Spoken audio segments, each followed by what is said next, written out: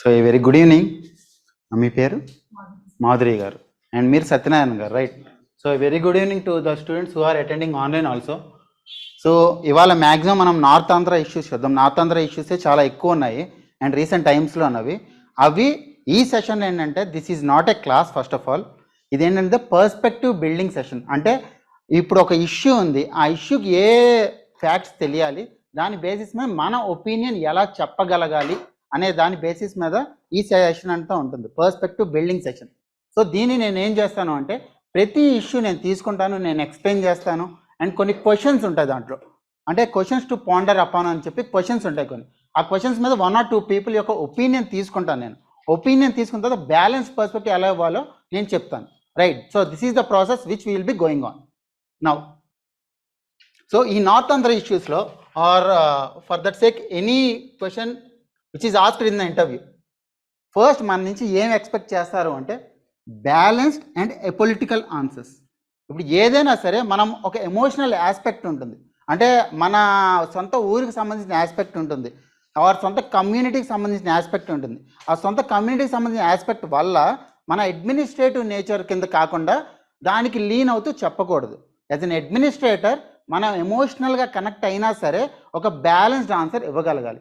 And that to a political answer. ఇప్పుడు మీరు Telugu medium అయి ఉండొచ్చు, తెలుగు మీడియం వల్ల మీరు కంప్లీట్గా English as a medium of ఇన్స్ట్రక్షన్ని అబ్సెక్ట్ చేయకూడదు, అలా అని చెప్పి ఇంగ్లీష్ వాళ్ళు సపోర్ట్ చేయకూడదు. సో బ్యాలెన్స్ పర్స్పెక్టివ్ ఎలా ఇవ్వాలి అనేది ఖచ్చితంగా చూద్దాం. అండ్ దెన్ బ్యాలెన్స్ ఆన్సర్ ఏ విధంగా వస్తుంది? First diversified. నార్మల్గా నేను డాఫ్ ఇంటర్వ్యూస్ చేసినప్పుడు కూడా if you are an administrator or if you are a deputy collector, ఒక ఇష్యూ మీద ఒక 3 మీ పాలసీస్ చెప్పమని చెప్తాం, right? Suppose let's say if you become a deputy collector, మీ ఏరియాలో మీరు ఎలాంటి పాలసీస్ ఇంప్లిమెంట్ చేస్తారో అని చెప్పి అడుగుతాం, రైట్? సో అలాంటి టైంలో అందరూ కూడా కొన్నిసార్లు ఏంటంటే కంప్లీట్గా ఇండస్ట్రియల్ డెవలప్మెంట్ 3 పాలసీస్ కానీ, కంప్లీట్గా ఎడ్యుకేషన్ మీద 3 పాలసీస్ కానీ, కంప్లీట్గా ఉమెన్ ఎంపవర్మెంట్ మీద 3 పాలసీస్ అలా చెప్తారు. నో, ఒకటి ఎప్పుడూ కూడా మిమ్మల్ని 3-4 పాలసీస్ అడిగినప్పుడు ఫస్ట్ ఒక ఎడ్యుకేషన్, ఒక హెల్త్, ఒక ఇండస్ట్రియల్ డెవలప్మెంట్, ఎకనామిక్ సంబంధించి అండ్ సోషల్ ఇన్ఫ్రాస్ట్రక్చర్ సంబంధించి రెండింటి గురించి కూడా చెప్పాలి, which should be diversified in nature. Then whatever you say it should be economically feasible and administratively implementable. ఇప్పుడు suppose sir left wing extremism పెరిగిపోయింది అని అనుకుందాం, ఇప్పుడు పెరగలేదండి, పూర్తిగా తగ్గిపోయింది. ఒకవేళ లెఫ్ట్ ఎక్స్ట్రీమిస్ట్ పెరిగిపోయారు బాగా, వాళ్ళని ఏం చేయాలంటే సార్ అందరినీ చంపేయాలి సార్ అని చెప్పామనుకోండి. So it is not a balanced answer. అదేంటిదంటే అడ్మినిస్ట్రేటివ్ పరంగా ఆ ఏరియాస్లో మావోయిస్టులు అందరినీ చంపడం కాదు, వాళ్ళని ఎలా మార్చాలి అని మనం ఆలోచించాలి, రైట్? సో అలాంటి అడ్మినిస్ట్రేటివ్ పరంగా ఆన్సర్స్ చెప్పగలగాలి. And then rights based approach. నేను 2-3కి చెప్పాను. ఆ స్టేట్లో వచ్చేసరికి English as a medium of instruction ఉంది. సెంటర్లో న్యూ ఎడ్యుకేషన్ పాలసీలో వచ్చేసరికి వెర్నాక్యులర్ లాంగ్వేజెస్లో ప్రాథమిక విద్య జరగాలని చెప్పి ఉంది. అంటే సెంటర్ అండ్ స్టేట్ పాలసీస్ కొంచెం కన్ఫ్లిక్టింగ్, అంటే ఒకదానికొకటి అగెనిస్ట్గా వస్తున్నాయి. అలా అని చెప్పి మనం ఏదైనా స్టాండ్ తీసుకుంటామా? నో. మనం ఏంటంటే రైట్స్ బేస్డ్ అప్రోచ్ అవ్వాలి. రైట్స్ బేస్డ్ అప్రోచ్ అంటే ఏంటి? Sir either it should B English are it should B Telugu, it should be the choice of the citizen under article 21. Article 21 ప్రకారం ప్రతి మనిషికి జీవించే హక్కు ఉంటుంది. ఆ జీవించే హక్కు కింద తన యొక్క చాయిస్ అనేది చూస్ చేసుకొని ఇవ్వాలి అని చెప్పి మనం ఆన్సర్ ఇవ్వాలి. అలాంటి ఆస్పెక్ట్స్లో కూడా రైట్స్ బేస్డ్ అప్రోచ్ అనేది మీరు యూజ్ చేయాలి, right? And then clarity of thought. ఇప్పుడు చాలామందిని కొంతమంది ఇప్పుడు సచివాలయం వ్యవస్థ గురించి అడిగినప్పుడు వాళ్ళకి బ్యాక్గ్రౌండ్ ఇన్ఫర్మేషన్ తెలియదు ఆర్ గుడ్ గవర్నెన్స్ కాన్సెప్ట్ అనేది తెలియకపోతే వాళ్ళు ఆన్సర్ చేయడం కష్టంగా ఉంటుంది. అందువల్ల దాని యొక్క బ్యాక్గ్రౌండ్ తెలుసుకోవాలి అండ్ ఈవెంట్స్ ఏం జరిగినాయి అనేది క్రోనాలజీ తెలుసుకోవాలి. అప్పుడే మనం బ్యాలెన్స్డ్ ఆన్సర్ అనేది మనం ఇవ్వగలం. Then to the point and substantiated answer. మనం ఏ ఆన్సర్ ఇచ్చినా సరే అది డేటా ఓరియంటెడ్గా కానీ ఆర్ అదర్వైజ్ ఒక ఈవెంట్ ఓరియంటెడ్గా కానీ ఒక కేస్ స్టడీ ఓరియంటెడ్గా కానీ ఆన్సర్ ఇవ్వాలి, right? So yes or no, yes sir I like it, I want to do it, no అలాగా yes sir it should be happen because of the study which was conducted earlier, right? అలా అని చెప్పి answer ఇవ్వాలి. ఇవన్నిటికీ కూడా basics and facts అనేవి మీ నుంచి expect చేస్తారు. బేసిక్స్ అనేవి ఎప్పుడు కూడా తప్పు చెప్పకూడదు, బేసిక్స్ అనేవి, right? I think one of the student mock ఇంటర్వ్యూలో వెట్ వేస్ట్ని ఎలా డీల్ చేయాలి అంటే సార్ అది అంటే కంప్లీట్గా ఒక చోటకి తరలిస్తాము, అక్కడి నుంచి ప్రాసెస్ చేస్తామని చెప్పారు. వెట్ వేస్ట్ అంటే బయోడిగ్రేడబుల్. సో దాన్ని ఏంటంటే మనం ఒక కంపోస్ట్ పిట్ చేసి చేస్తాం. అలాంటి బేసిక్స్ అనేవి ఎక్స్పెక్ట్ చేస్తారు, రైట్. సో బేసిక్స్ అనేది స్ట్రాంగ్గా ఉండాలి. ఈ 3 ఆస్పెక్ట్స్ కన్సిడర్ చేస్తాం. నౌ ఈ సెషన్లో ఏ ఇష్యూస్ మనం డీల్ చేస్తున్నాం? First, south coast railway zone. South coast railway zone అది ఫస్ట్ ఆస్పెక్ట్. విశాఖపట్నం క్యాపిటల్ కింద తీసుకున్నారు, అది second aspect. Privatisation of steel plant. Bhogapuram greenfield airport. ఆ గ్రీన్ఫీల్డ్ ఎయిర్పోర్ట్స్ అంటే ఏంటి, బ్రౌన్ఫీల్డ్ ఎయిర్పోర్ట్స్ అంటే ఏంటి? Then greenfield seaport in Srikakulam. Taraka Rama reservoir. Aspiration districts programme. Left wing extremism in north Andhra. North ఆంధ్రాలో లెఫ్ట్ వింగ్ ఎక్స్ట్రీమిజం ఇప్పుడు ఎలా ఉంది? Uddanam kidney issue. Bauxite mining. PM award to Anakapalli district, right. So ఈ issues అనేవి మనం ఇప్పుడు కవర్ చేస్తాం. Now first issue, south coastal railway zone. First మనం 3-4 ఫ్యాక్ట్స్ చూద్దాం. సౌత్ కోస్టల్ రైల్వే జోన్ అనేది మనకి కంట్రీలో 18th రైల్వే జోన్. దాంట్లో ఏం వస్తాయి? గుంతకల్,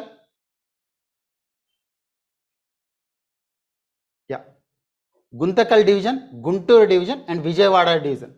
ఈ విజయవాడ డివిజన్లో మామూలుగా ఏదైతే వాల్తేరు డివిజన్ ఇదివరకు ఉండేదో దాన్నే 2 ముక్కలుగా చేసి కొంత రాయగఢ్కి ఇచ్చారు. ఏదైతే ఆంధ్రప్రదేశ్ స్టేట్లో ఉందో అది విజయవాడ డివిజన్లోకి ఇచ్చేశారు. సో ఈ 3 డివిజన్స్ కూడా ఆంధ్రప్రదేశ్ సంబంధించి సౌత్ కోస్టల్ రైల్వేలో ఉంటాయి. ఓకే, సో ఇప్పుడు south central railway Hyderabad reason కింద హైదరాబాద్, సికింద్రాబాద్ అండ్ నాందేడ్ రీజన్స్ ఉంటాయి. దీనికి సంబంధించి రీసెంట్గా ఏమైనా యాక్షన్ తీసుకున్నారా అంటే, రీసెంట్గా హెడ్ క్వార్టర్స్ అంటే విశాఖపట్నంలో మన హెడ్ క్వార్టర్స్ బిల్డ్ చేయడానికి 106 కోట్లు శాంక్షన్ చేశారు. ఇది రీసెంట్గా తీసుకున్న యాక్షన్. ఎప్పుడైనా సరే ఒక ఇంటర్వ్యూ బోర్డులో ఓకే విశాఖ రైల్వే జోన్ ఇచ్చారు, కానీ రీసెంట్గా గవర్నమెంట్ ఏం తీసుకుంది మెజర్ అన్నప్పుడు మీరు ఇవి చెప్పాలి.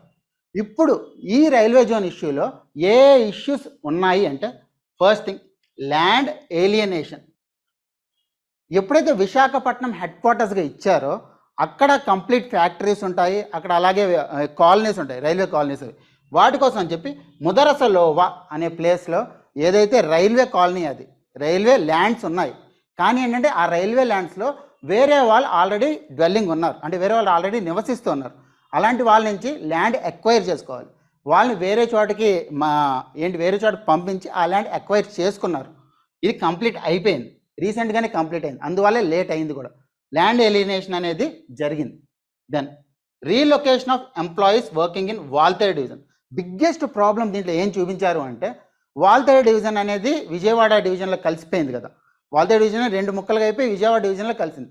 దానివల్ల ఎంప్లాయీస్ ఎవరైతే వైజాగ్లో వర్క్ చేస్తున్నారో వాళ్ళందరూ కూడా రీలొకేట్ అవ్వాల్సి ఉంది అని చెప్పి రైజ్ చేశారు. అక్కడ ఏంటి కానీ అక్కడ జనరల్ మేనేజర్ ఎవరైతే ఉన్నారో రైల్వేస్కి, ఆయన క్లియర్గా చెప్పడం ఏంటంటే, ఎప్పుడైతే విజయవాడ డివిజన్ ఉందో డివిజనల్ హెడ్ క్వార్టర్స్కి ఆ రికార్డ్స్, ఆ పేపర్స్ మాత్రమే తరలిస్తాము, అక్కడ మాత్రం ఏవైతే ఎంప్లాయీస్ ఉన్నారో ఎంప్లాయీస్ యాజ్ ఇట్ ఈజ్ అక్కడ ఉండే వర్క్ చేస్తారు అని చెప్పి క్లియర్గా చెప్పారు.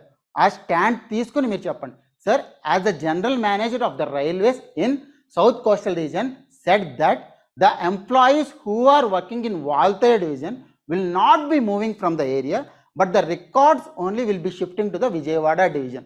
That's why the issue can be solved easily. Okay. Then dismantling of highly profitable Valther zone.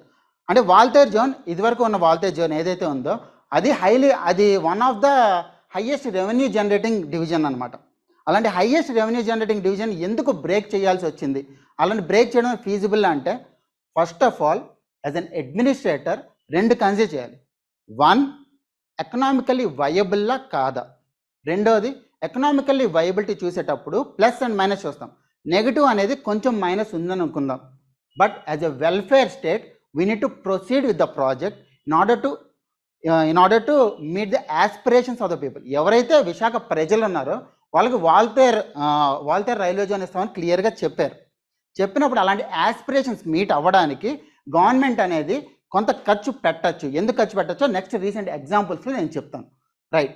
అందువల్ల వాల్తేరు డివిజన్ అనేది బ్రేక్ చేయడం అనేది now we can substantiate it. Okay, then lesser budget allocation, అది సెంట్రల్ గవర్నమెంట్ యొక్క నిబద్ధత గురించి చెప్తుంది. సెంట్రల్ గవర్నమెంట్ ఏం చేసింది, బడ్జెట్లో ఓన్లీ 10 crores ఇచ్చింది, ఈ ఎస్సీఓఆర్కి ఓన్లీ 10 crores ఇచ్చింది. దానివల్ల ఏంటి, ఎంత 10 crores ఎంత వర్క్ అవుతుంది, just very minimal amount of work. But దానికి ముందే, ఆ బడ్జెట్ కంటే ముందే ఈ హెడ్ క్వార్టర్స్ కన్స్ట్రక్షన్కి ఆల్రెడీ అలొకేట్ చేశారు money.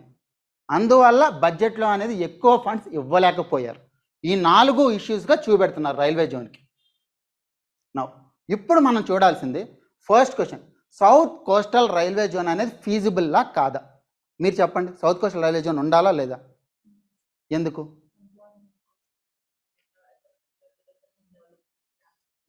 Okay, right. So one of the student who are available online, south coastal railway zone ఆంధ్రప్రదేశ్కి ఉండాలా లేదా? మీ ఒపీనియన్ చెప్పండి. And unit to substantiate, only ఉండాలా వద్దా కాదు, రీజన్తో సబ్స్టాన్షియేట్ చేయాలి. ఓకే, సో ఇప్పుడు మనం చూద్దాం. ఎప్పుడైనా సరే ఏంటి విశాఖ రైల్వే జోన్ అనేది ఉండాలా వద్దా అంటే, sir as an administrator we need to consider 3 aspects. First, economic feasibility. Sir when the Visakha railway zone comes, మీరు చెప్పినట్టు ఎంప్లాయ్మెంట్ అనేది అంటే ఇప్పుడు ఏదైతే ఎస్సీఆర్ ఉందో, సౌత్ సెంట్రల్ రైల్వే జోన్ ఉందో, ఎస్సీఆర్ ఉన్నప్పుడు మనకి జాబ్స్ ఎక్కువ ఉండే. అలాగే సదర్న్ కోస్టల్ రైల్వే జోన్ వచ్చిన తర్వాత శ్రీకాకుళం, విజయనగరం, విశాఖపట్నం, మన్యం డిస్ట్రిక్ట్, అనకాపల్లి డిస్ట్రిక్ట్, ఈ ఏరియాలో ఎక్కువ జాబ్స్ అనేవి ఉంటాయి. రైట్, కంప్లీట్గా ఆంధ్రప్రదేశ్లో ఎంప్లాయబిలిటీ అనేది పెరుగుతుంది. This is the first major thing, యూత్కి ఎంప్లాయ్మెంట్ దొరుకుతుంది. అండ్ దెన్ సెకండ్, ఎప్పుడైతే సెపరేట్ రైల్వే జోన్ వచ్చిందో మోడర్నైజేషన్ ఆఫ్ రైల్వేస్, ట్రాక్స్ మోడర్నైజేషన్కి ఎక్కువ ఛాన్సెస్ ఉంటాయి. ట్రాక్స్ మోడర్నైజేషన్ ఎక్కువ ఛాన్సెస్ ఉంటాయి. రైట్, అండ్ దెన్ ఎప్పుడైతే రైల్వే జోన్ కొత్తది వచ్చిందో శతాబ్ది లాంటివి అండ్ గరీబ్ రథ్ లాంటివి ఎక్కువ వస్తూ ఉంటాయి. అక్కడి నుంచి స్టార్ట్ అయ్యే ట్రైన్స్, విశాఖపట్నం నుంచి స్టార్ట్ అయ్యే ట్రైన్స్, ఎప్పుడైతే ట్రైన్స్ వచ్చినాయో టూరిజం ఆబ్వియస్లీ పెరుగుతుంది. Because Visakhapatnam and surrounding areas అనేవి ఎకో టూరిజంకి చాలా ఇంపార్టెంట్. అందువల్ల టూరిజం అనేది ఆబ్వియస్లీ పెరుగుతుంది. రైట్, ఇలాగ ఫస్ట్లీ, సెకండ్లీ, థర్డ్లీ అని చెప్పి 3-4 రీజన్స్ ఇవ్వండి. అండ్ దెన్ ఫోర్త్ది, sir considering the aspirations of Andhra Pradesh people after bifurcation there are no economic avenues. అంటే ఏదైనా రెవెన్యూ జనరేషన్ కోసం అని చెప్పి ఆంధ్రప్రదేశ్కి ఎవెన్యూస్ లేవు. అలాంటి టైంలో ఈ రైల్వే జోన్ ఇవ్వడం వల్ల ఎంప్లాయ్మెంట్ అనేది పెరుగుతుంది and people will be somewhat satisfied అని చెప్పి జస్టిఫై చేయండి. Okay, right. Now how do you think construction, yes, infrastructure development, very good. How do you think construction of new railway zone improve the economic prospects of Uttarandhra? Uttarandhra యొక్క economic prospects ఇప్పుడే నేను చెప్పాను కదా, how tourism will develop, how employment will develop. ఈ 4 questions, ఇలాంటి questions అనేవి మీకు బోర్డులో అడుగుతారు. Okay, right. ఇంకా వీటి నుంచి ఇంకా ఏమైనా ఇష్యూ ఉందా? Southern coastal railway zone or otherwise southern coastal railway zone మీద ఏమైనా డౌట్ ఉందా? ఆ టాపిక్ మీరు చదివే ఉంటారు. ఆబ్వియస్లీ మీరు ఇంటర్వ్యూ స్టేజ్ వరకు వచ్చారంటే ఆ టాపిక్ మీరు చదివే ఉంటారు.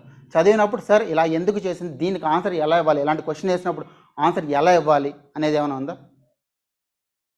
ట్రాన్స్పోర్టేషన్ ద్వారా రీజనల్ ప్రొడక్ట్స్ కూడా ఇంపార్టెన్స్ పెరుగుతుంది. ఎస్, రీజనల్ ప్రొడక్ట్స్ కూడా ఇంపార్టెంట్. 1 district 1 product అనేది మనం చూద్దాం. ఆ 12th కాన్సెప్ట్ అది 1 district 1 product.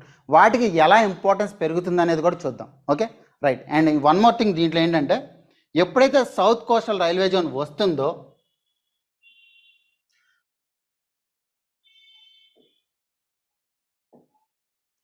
South coastal railway zone వస్తుందో దాని చుట్టూ ఇండస్ట్రీస్ వచ్చే ఛాన్సెస్ కూడా ఎక్కువ ఉన్నాయి. ఎందుకంటే ట్రాన్స్పోర్ట్ ఎప్పుడైతే, కనెక్టివిటీ ఎప్పుడైతే ఎక్కువ ఉంటుందో, నెంబర్ ఆఫ్ ట్రైన్స్ పెరిగే కొద్దీ కనెక్టివిటీ ఎక్కువ ఉంటుంది. కనెక్టివిటీ ఉన్నప్పుడు ఆబ్వియస్లీ ఇవి ఇండస్ట్రీస్ అనేవి పెరుగుతాయి. అండ్ మీరు విశాఖపట్నం అండ్ విజయవాడలో లోకల్ ట్రైన్స్ చూసారు ఎప్పుడన్నా? లోకల్ ట్రైన్స్ అంత ఎక్కువ ఉండవు. ఎప్పుడు కూడా రూట్ ట్రైన్సే యూజ్ చేస్తాం మేము. మాది వైజాగ్. సో ఎప్పుడైనా సరే విశాఖపట్నం టు రాజమండ్రి వెళ్ళాలంటే రూట్ ట్రైన్స్ వాడతాం మనం. ఆ రూట్ ట్రైన్స్ కాకుండా విశాఖపట్నం నుంచి యలమంచిలి కానీ, విశాఖపట్నం టు శ్రీకాకుళం సైడ్ కానీ, ఈ లోకల్ ట్రైన్స్ ట్రావెలింగ్ అనేది డైలీ ట్రావెలింగ్ చేసే వాళ్ళకి ట్రైన్స్ అనేవి వేయచ్చు. రైట్, సో డైలీ కనెక్టివిటీ అనేది పెరుగుతుంది దీనివల్ల. Okay, right. దెన్ సో ఈ సెషన్ ఇంటరాక్టివ్గా పెట్టుకుందాం అండ్ చాలా స్లోగా వెళ్తాను ఈ సెషన్లో. స్లోగా వెళ్ళేటప్పుడు మీకు ఏమైనా డౌట్స్ ఉన్నా, ఆర్ మీదకి ఏమైనా క్వశ్చన్ ఉన్నా సరే, ఆన్లైన్లో ఉన్న వాళ్ళు కూడా మీ డౌట్ అనేది దాంట్లోనే చెప్పండి. అండ్ ఈ క్వశ్చన్కి ఎలా ఆన్సర్ చేయాలనేది మనం డిస్కస్ చేద్దాం. ఓకే, ఇక్కడ ఏంటంటే పర్స్పెక్టివ్ బిల్డ్ చేసుకుందాం. Then Visakhapatnam as a new capital. First మనకి ఆ న్యూ క్యాపిటల్ దేని నుంచి? Andhra Pradesh decentralization and inclusive development of all regions 2020 ఈ యాక్ట్ ద్వారా వచ్చింది, రైట్?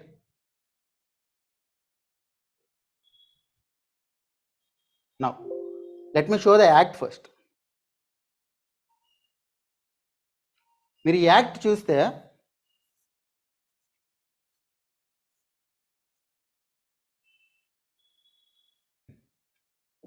ఇక్కడ క్లియర్గా ఆంధ్రప్రదేశ్కి 3 క్యాపిటల్స్ ఉండాలా, ఎందుకు ఉండాలి అనేది ఫస్ట్ ఆన్సర్ మీకు వచ్చేసరికి ఈ యాక్ట్లో ఇచ్చిందే చెప్పండి. డిసెంట్రలైజ్డ్ మోడల్ ఆఫ్ గవర్నెన్స్ అనేది కావాలి. డిసెంట్రలైజ్డ్ మోడల్ ఆఫ్ గవర్నెన్స్ కావాలి కాబట్టి అమరావతి అనేది లెజిస్లేటివ్ క్యాపిటల్, విశాఖపట్నం అనేది ఎగ్జిక్యూటివ్ క్యాపిటల్, కర్నూలు అనేది జ్యుడిషియల్ క్యాపిటల్గా చేశారు. అది ఫస్ట్ ఆన్సర్ మీద. అండ్ దానికి మీకు కౌంటర్ క్వశ్చన్ వస్తుంది. అంటే డిసెంట్రలైజేషన్ అంటే మిషనరీ ఒకటి డిస్ట్రిబ్యూట్ అయితే సరిపోతుందా? ఇప్పుడు లెజిస్లేచర్ అక్కడ ఉంది, ఎగ్జిక్యూటివ్ ఇక్కడ ఉంది, కర్నూలు ఏమో జ్యుడిషియరీ ఉంది, మిషనరీయే కదా వెళ్ళింది. డిసెంట్రలైజేషన్ అంటే ఏంటి? డెలిగేషన్ ఆఫ్ పవర్స్ కదా, delegation of powers to the lower level, అది డిసెంట్రలైజేషన్. మిషనరీ ఒక్కటి ఓన్లీ డిస్ట్రిబ్యూట్ అయితే సరిపోతుందా అనే క్వశ్చన్ వస్తుంది.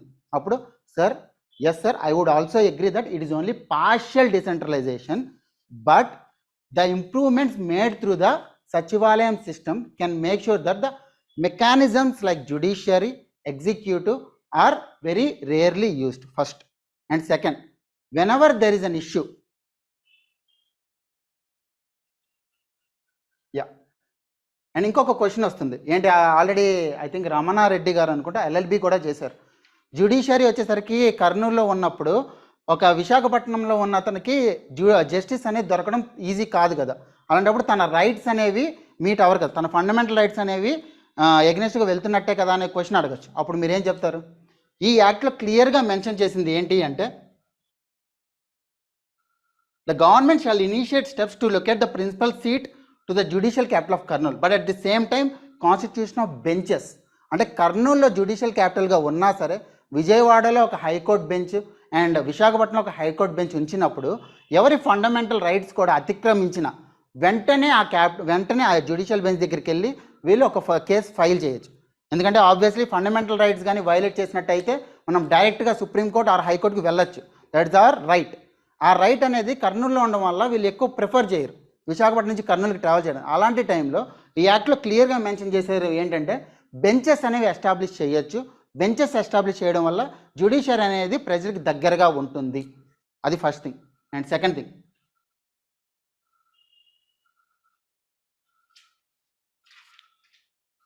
ఇక్కడ as we are from north Andhra అంటే నార్త్ ఆంధ్ర పీపుల్కి క్వశ్చన్ వస్తుంది. మీరు ఉత్తరాంధ్ర నుంచి కదా, అలాంటి టైంలో మీరు ఎగ్జిక్యూటివ్ క్యాపిటల్ విశాఖపట్నంలో సపోర్ట్ చేస్తారా? ఎలా మీకు హెల్ప్ అవుతుంది? Sir, due to the previous experience of united Andhra Pradesh, concentration of all the machinery of the government at one place can lead to inequal development of the regions. అంటే అన్నీ కూడా ఒకే చోట ఉండడం వల్ల డెవలప్మెంట్ అనేది ఇన్ఈక్వల్గా జరుగుతుంది. దానివల్ల ఏంటంటే రీజనల్ యాస్పిరేషన్స్ అనేవి పెరిగే ఛాన్స్ ఉంటుంది. అందువల్ల distribution of machinery is only to meet the aspirations of the people and at the same time for the people of Vizag executive capital రావడం వల్ల చాలామంది గవర్నమెంట్ ఎంప్లాయీస్ అక్కడికి వస్తారు. అండ్ ఎగ్జిక్యూటివ్ క్యాపిటల్ ఉండడం వల్ల హెడ్ ఆఫ్ డిపార్ట్మెంట్స్ అన్నీ కూడా విశాఖపట్నంలో ఉంటాయి. హెడ్ ఆఫ్ డిపార్ట్మెంట్స్ ఉన్నప్పుడు ఇండస్ట్రియల్ అప్రూవల్ అనేది ఈజీగా దొరుకుతుంది. ఇండస్ట్రియల్ అప్రూవల్ కోసం సపోజ్ విశాఖపట్నం చుట్టుపక్కల ఏరియాలో ఇండస్ట్రీస్ వచ్చినాయి అనుకుందాం. అలాంటప్పుడు ఈజీగా అప్రూవల్ దొరుకుతాయి హెడ్ ఆఫ్ ద డిపార్ట్మెంట్ దగ్గర నుంచి. అలాంటప్పుడు ఇండస్ట్రీస్ అనేవి విశాఖపట్నం చుట్టుపక్కల చాలా ఎక్కువ వస్తాయి. బికాస్ ట్రావెల్ అనేది తగ్గిపోతుంది. ట్రావెల్ తగ్గిపోయినట్టు ఇండస్ట్రియల్ డెవలప్మెంట్ అనేది పెరుగుతుంది. రైట్, అది ఉత్తరాంధ్రకి ఒక అడ్వాంటేజ్. ఓకే, అలాంటప్పుడు 3 ప్రాంతాల్లో మిషనరీ ఉండడానికి మీరు సమర్థిస్తారంటే, sir, all the machinery of the government is equidistant to everyone. Equidistant అనే పదం వాడండి. ఈక్వి డిస్టెంట్గా ఉండడం వల్ల for Kurnool people judiciary is somewhat nearer, but at the same time executive is somewhat far. Likewise for Visakhapatnam people. So it will be distributive justice అనే concept అనేది వాడండి. Distributive justice. ఓకే, ఈ పదాలు వాడండి. నౌ ఈ 3 క్వశ్చన్స్ ఆన్సర్ చేస్తాం. Do you support 3 capital decision? Support చేస్తారా లేదా? ఫస్ట్ థింగ్ మీరు చెప్పండి. 3 క్యాపిటల్ని సపోర్ట్ చేస్తారా, ఎగ్నిస్ట్గా ఉంటారా? సపోర్ట్ చేస్తాం. ఎందుకు? Decentralisation and development also.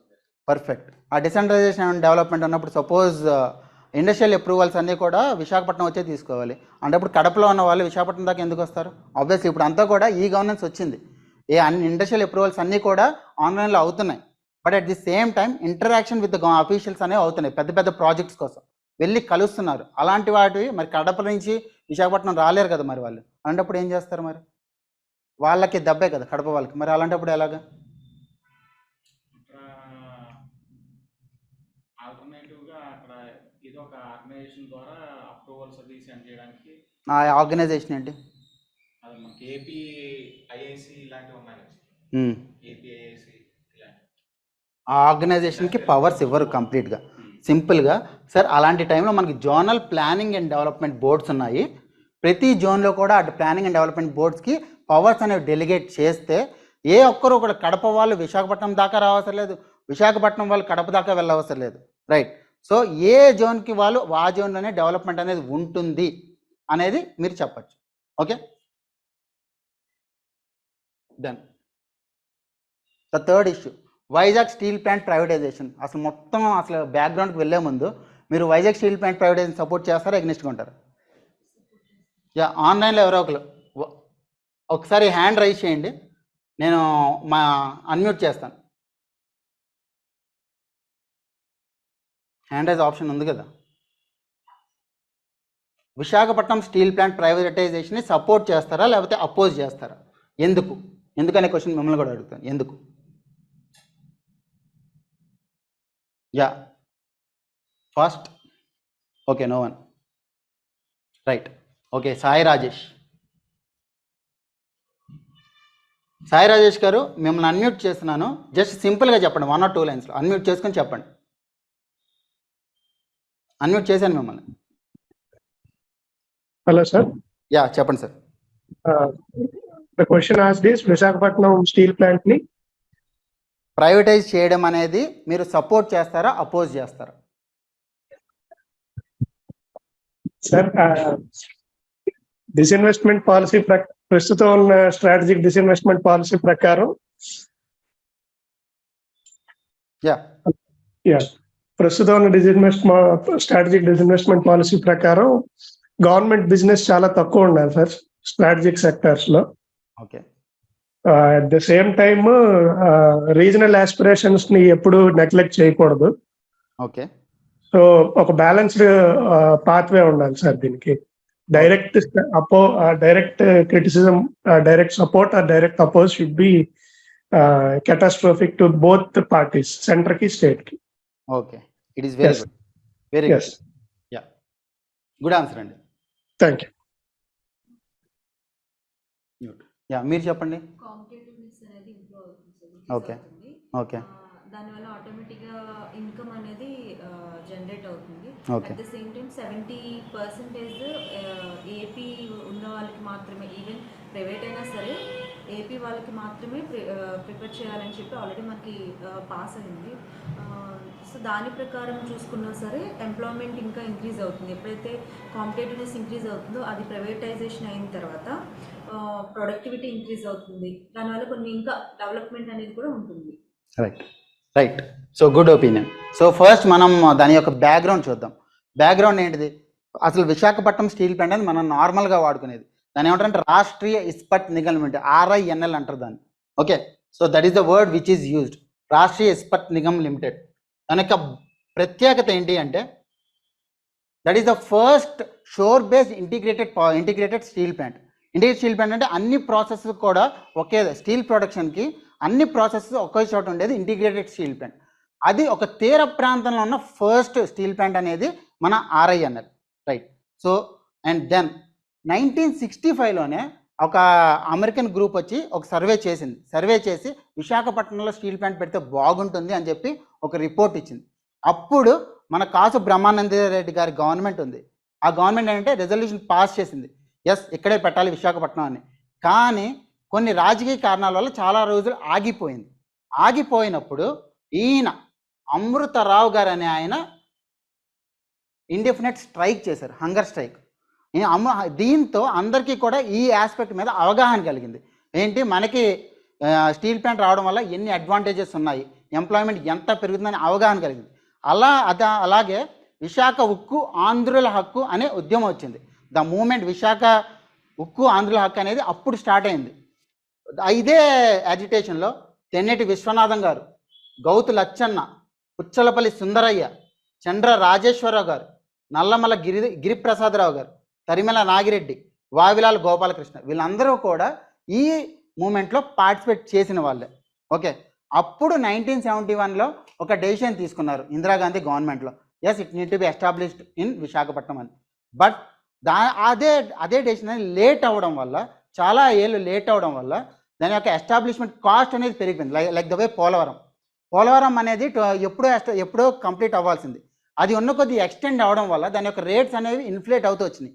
ఆ ఇన్ఫ్లేటెడ్ రేట్స్ వల్ల ఏంటంటే దాని యొక్క ఇంట్రెస్ట్ రేట్స్ పెరిగిపోయినాయి. ఎప్పుడైతే ఎస్టాబ్లిష్ అయ్యిందో 1978లో ఎస్టాబ్లిష్ అయ్యింది, ఎప్పుడైతే ఎస్టాబ్లిష్ అయ్యిందో అప్పటి నుంచి కూడా దాని యొక్క ప్రొడక్షన్ బాగున్నా, అప్పుడు 3.2 మిలియన్ టన్స్ అనేవి ప్రొడ్యూస్ చేసేది. ప్రొడక్షన్ బాగున్నా సరే దాని యొక్క లోన్స్ అనేవి ఎక్కువైపోయినాయి, ఇంట్రెస్ట్ అనేది ఎక్కువైపోయింది. లైక్ ద వే రీసెంట్ అంటే ఆ టైంకి రీసెంట్ 2018-2019 టైంకి 18,000 crores అనేది దాని యొక్క రెవెన్యూ అయితే 12,000 crores అప్పులే ఉన్నాయి. దానికి 12,000 crores అనేవి ఓన్లీ లోన్సే ఉన్నాయి, అది కట్టాల్సిన ఇంట్రెస్ట్. సో ఇది చూసినప్పుడు ఎప్పుడైనా సరే గవర్నమెంట్ అనేది దాని నుంచి ఫెసిలిటేటర్గా ఉండాలి తప్ప ప్రొడక్షన్లో ఇన్వాల్వ్ అవ్వకూడదు. ఎందుకంటే 1991లో ఎల్పిజి రిఫార్మ్స్ వచ్చినాయి, liberalisation, privatisation, globalisation. LPG reforms ద్వారా ప్రైవేటైజేషన్ అనేది కూడా ఒక పాలసీయే. కానీ ఒక క్వశ్చన్ వస్తుంది, అలాంటప్పుడు ఓన్లీ డిస్ఇన్వెస్ట్మెంట్ చేసి 50% వేరే వాళ్ళకి ఇచ్చి గవర్నమెంట్ కూడా పార్ట్నర్గా ఉండొచ్చు కదా, ఎందుకు 100% డిస్ఇన్వెస్ట్మెంట్ అనేది? Sir, it is a loss making PSU where the government wanted only to be a facilitator. And అది చెప్పి government in order to be economically feasible is privatising it. ఓన్లీ కొంత పర్సెంట్ డిస్ఇన్వెస్ట్మెంట్ అనేది గవర్నమెంట్ కొంచెం money కోసం చేస్తుంది. Strategic sale అనేది loss making పిఎస్యూస్కి చేస్తుంది. And then how people's aspirations can be protected. అంటే ప్రజలు ఎవరైతే భావాలు ఉన్నాయో ఆ భావాలను ఎలా ప్రొటెక్ట్ చేస్తారు అంటే, మీరు చెప్పిన విధానాలు ఉన్నాయి కదా 3-4, అది అవేర్నెస్ జనరేషన్ చేస్తాము. అంటే ఆ 3-4 ఏంటివి? ఫస్ట్, లోకల్ పీపుల్కే ఫస్ట్ ప్రిఫరెన్స్ అనేది ఇస్తారు. And then they should be one committee where the grievance redressal mechanism should be there. అలా 3-4 మీరు చెప్పండి, so that your answer will be balanced. Every administrator should be looking at the economic viability of the project. Rashtriya Ispat Nigam Limited అనేది గవర్నమెంటే maintain చేయడానికి try చేసింది, ఒక 20 years try చేసింది. Board for Industrial Financial Reconstruction అనేది ఏదైతే అప్పులు ఉన్నాయో ఆ కంపెనీస్ అన్నిటినీ కూడా మళ్ళీ రీకన్స్ట్రక్షన్ చేయడానికి 1,000 crores 1,500 crores అలా ఇస్తూ ఉంటుంది. అలా ఇచ్చిన తర్వాత కూడా దాని యొక్క ఎకానమిక్స్ అనేది ఇంప్రూవ్ అవ్వలేదు. రెవెన్యూ అనేది వస్తూనే ఉంది కానీ ఇంట్రెస్ట్ అనేది పెరుగుతూనే ఉంది. దానివల్ల ఈ బోర్డు కూడా 2016లో ఎరాడికేట్ చేసేశారు. ఎందుకంటే ఇన్సాల్వెన్సీ అండ్ బ్యాంక్రప్సీ కోడ్ కింద ఇదంతా కూడా నేషనల్ కంపెనీ లా అప్పీలేట్ ట్రిబ్యునల్కి వెళ్ళిపోతాయి ఈ కేసెస్కి ఈ బాడీ అనేది లేదు. దీనివల్ల ప్రభుత్వం ఏం చేయలేకపోతుంది. దానివల్ల కంప్లీట్గా 100% స్ట్రాటజిక్ సేల్ చేయాలి అని చెప్పి నిర్ణయించుకున్నారు. రైట్, ఇది దీని యొక్క బ్యాక్గ్రౌండ్. దీనికి బ్యాలెన్స్ ఆన్సర్ ఏంటిది? It should be the sale should be 100% strategic, but at the same time care should be taken in order to respect the aspirations of the people by creating employment to the local people. Okay, this is balanced answer. Now, what is the difference between disinvestment and strategic sale? Disinvestment ki strategic sale ki teda entidandi? Disinvestment ante enti, strategic sale ante enti? Strategic sale ante complete ga adi 100% anedi 100% ani ammedani strategic sale antaru. Yes. What will be your suggestions to address the issue? మిమ్మల్ని అడిగాను already suggestions, ఈ 3 questions. In your opinion, disinvestment of RIL a right decision or not? Then difference between disinvestment and strategic sale. What will be your suggestion to address the issue? ఈ 3 క్వశ్చన్స్కి కూడా మీరు answers, template answers prepare చేసుకోండి. ఇప్పుడు నేను చెప్పిన background ప్రకారం. Now, Bhogapuram greenfield airport. First of all, green field and brown field, obviously మీరు ఇంటర్వ్యూకి వచ్చారు, but at the same time మనం బేసిక్స్ కవర్ చేసుకుంటూ ఇష్యూని అడ్రస్ చేద్దాం. గ్రీన్ఫీల్డ్ ఎయిర్పోర్ట్ ఆ గ్రీన్ఫీల్డ్ ప్రాజెక్ట్ అంటే ఏంటంటే అక్కడ ముందు అనేది దాని యొక్క బ్యాక్గ్రౌండ్ ఏం లేకుండా కొత్తగా స్టార్ట్ చేసే ప్రాజెక్ట్ని ఎప్పుడు కూడా గ్రీన్ఫీల్డ్ ప్రాజెక్ట్ అంటారు. బ్రౌన్ఫీల్డ్ ప్రాజెక్ట్ అంటే ఆల్రెడీ ఎగ్జిస్టింగ్ ప్రాజెక్ట్ని మళ్ళీ రీడెవలప్ చేయడాన్ని బ్రౌన్ఫీల్డ్ ప్రాజెక్ట్ అంటారు. ఇప్పుడు భోగాపురం గ్రీన్ఫీల్డ్ ఎయిర్పోర్ట్ అనేది ముందు ఒక ప్రాజెక్ట్ లేదు, అక్కడ ఎయిర్పోర్ట్ లేదు, ముందు కంప్లీట్గా స్క్రాచ్ నుంచి కూడా కన్స్ట్రక్ట్ చేస్తున్నారు. ఈ ఫస్ట్ క్వశ్చన్ ఏంటిది అంటే అసలు భోగాపురంలో ఎయిర్పోర్ట్ ఎందుకు సార్? పక్కనే విశాఖపట్నం ఉంది కదా. ఎనీవన్? భోగాపురంలో ఎయిర్పోర్ట్ ఎందుకు? పక్కనే విశాఖపట్నం ఉంది కదా. ఆబ్వియస్లీ భోగాపురం అనేది విశాఖపట్నం నుంచి 45 కిలోమీటర్స్ డిస్టెన్స్లో ఉంటుంది. డిస్ట్రిక్ట్ అనేది మారుతుంది విజయనగరంకి, కానీ విశాఖపట్నం నుంచి ఓన్లీ 45 కిలోమీటర్స్ డిస్టెన్స్లో ఉంటుంది. ఎందుకో కెన్ ఎనీవన్ ఆన్సర్?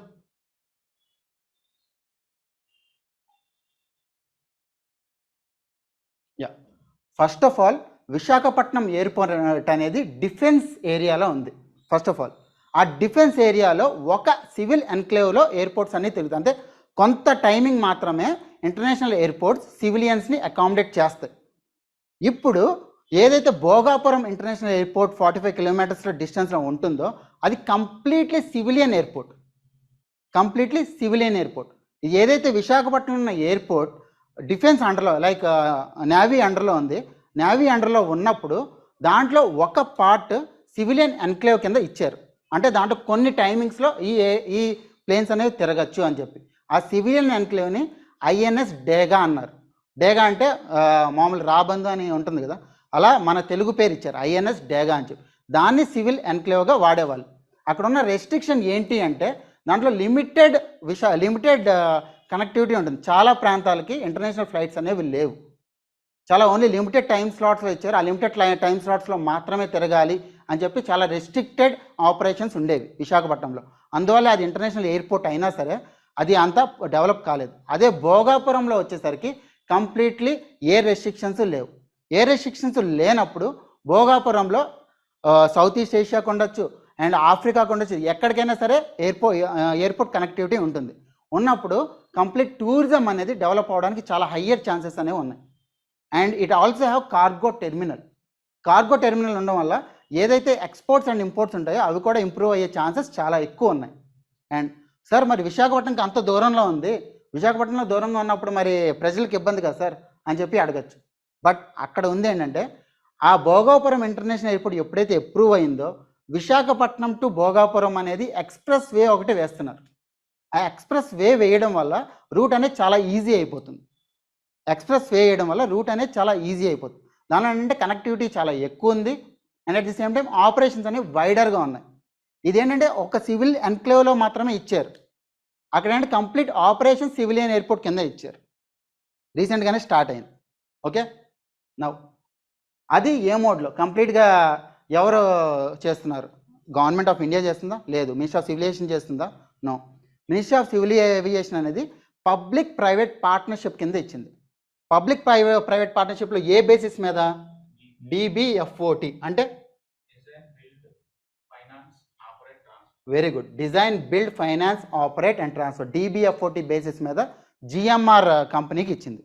GMR కంపెనీకి DBFOT బేసిస్ మీద ఇచ్చింది. ఇది 3 phases ఉంటుంది. ఫస్ట్ ఫేజ్లో 6 million passengers per annum, దాన్ని డబల్ చేశారు, దాన్ని మళ్ళీ 1.5 చేశారు. రైట్. స్టేట్ తరఫు నుంచి నెక్స్ట్ 6 monthsకి కూడా స్టాంప్ డ్యూటీస్ ఏమీ లేవు. నెక్స్ట్ 6 monthsకి కూడా, అంటే రీసెంట్గానే స్టార్ట్ అయింది, మేలో స్టార్ట్ అయింది. నెక్స్ట్ 6 monthsకి కూడా స్టాంప్ డ్యూటీస్ ఏమీ లేవు. రైట్. ఎక్వైర్ చేసుకున్న ల్యాండ్ ఏరియా వచ్చేసరికి ఈ ఏరియాస్ నుంచి రెల్లిపేట, ముదర్సర్లపేట, అంటే ఆ పర్టికులర్ విజయనగరం డిస్ట్రిక్ట్ వాళ్ళకి క్వశ్చన్స్ అడుగుతారు. భోగాపురం మండలంలో ఎయిర్పోర్ట్ ఉంది కదా, దాంట్లో ఏ ఊర్లలో ల్యాండ్ ఎక్వైర్ చేసుకున్నారు? ఎందుకంటే మొన్నటిదాకా కూడా ల్యాండ్ ఎక్విజిషన్ అనేది కష్టంగా అయింది. 2-3 ప్రాజెక్ట్స్ ఏదైతే ఉందో లైక్ ద వే ఇక్కడ కానీ తారక రామ ప్రాజెక్ట్ కానీ ల్యాండ్ ఎక్విజిషన్ అనేది కష్టంగా అయింది. ఎందుకు ల్యాండ్ ఎక్విజిషన్ కష్టంగా అయింది? అక్కడ కరెక్ట్ అమౌంట్ ఇవ్వట్లేదు అండ్ నేటివ్ కమ్యూనిటీస్ నేటివ్ వాళ్ళు వెళ్ళడం లేదు. గవర్నమెంట్ వచ్చిన తర్వాత కొంచెం కాంపెన్సేషన్ అనేది పెంచడం వల్ల వాళ్ళు ఇప్పుడు రీలొకేట్ అవ్వడానికి సిద్ధంగా ఉన్నారు. దెన్ ఇక్కడ what is your opinion on rehabilitation and resettlement existing currently? ఇప్పుడు ఏ ప్రాజెక్ట్ అయినా సరే పోలవరం అసలు ఎందుకు అంత ఇష్యూ అవుతుంది? ఫస్ట్ డయాఫ్రమ్ వాల్, అది డయాఫ్రమ్ వాల్ గురించి మళ్ళీ మాట్లాడుకుంది, coastal Andhra issues. And at the same time అక్కడ ఉన్న నేటివ్ కమ్యూనిటీస్ యొక్క రీహాబిలిటేషన్ రీసెటిల్మెంట్ అనేది అవ్వట్లేదు. ఎందుకు అవ్వట్లేదు వాళ్ళకి? ఎందుకంటే ఏవైతే కోస్టల్ కమ్యూనిటీస్ ఉంటున్నాయో వాళ్ళు మళ్ళీ వేరే చోటకి వెళ్ళడానికి ఒప్పుకోవడం లేదు. అలాంటప్పుడు మనం యాజ్ అన్ అడ్మినిస్ట్రేటర్ ఏం చేయాలి? ఏం చేయొచ్చు సార్ మనం యాజ్ అన్ అడ్మినిస్ట్రేటర్? వాళ్ళకి అర్థమయ్యేలా చెప్పాలి ఫస్ట్. రెండోది ఏంటంటే వాళ్ళకి ఖచ్చితంగా రిహాబిలిటేషన్ మనకు ప్రొవైడ్ చేయాలి. అదేంటంటే ఇది వరకు ప్రొవైడ్ చేసేవాళ్ళు until Indira Gandhi government was there.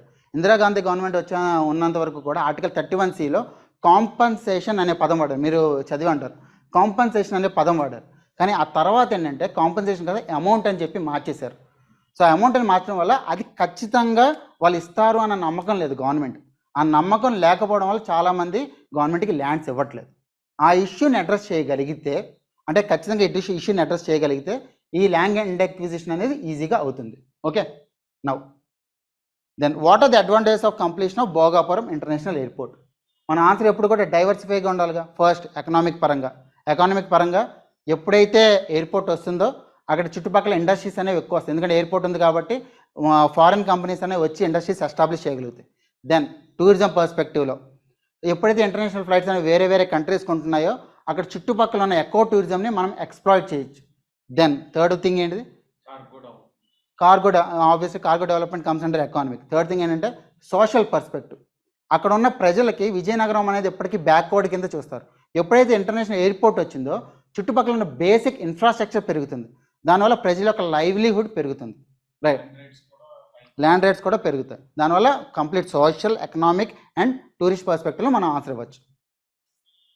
Then is it feasible to construct another airport in this current scenario of Andhra Pradesh? ఇప్పుడున్న డెట్ టు జిఎస్డిపి కొంచెం ఎక్కువ ఉంది. ఈ సినారియోలో ఆంధ్రప్రదేశ్ ఇంకొక ఎయిర్పోర్ట్ కట్టడం అవసరమా అనే క్వశ్చన్ అడగచ్చు. Sir, it is completely design, build, finance, operate and transfer by GMR.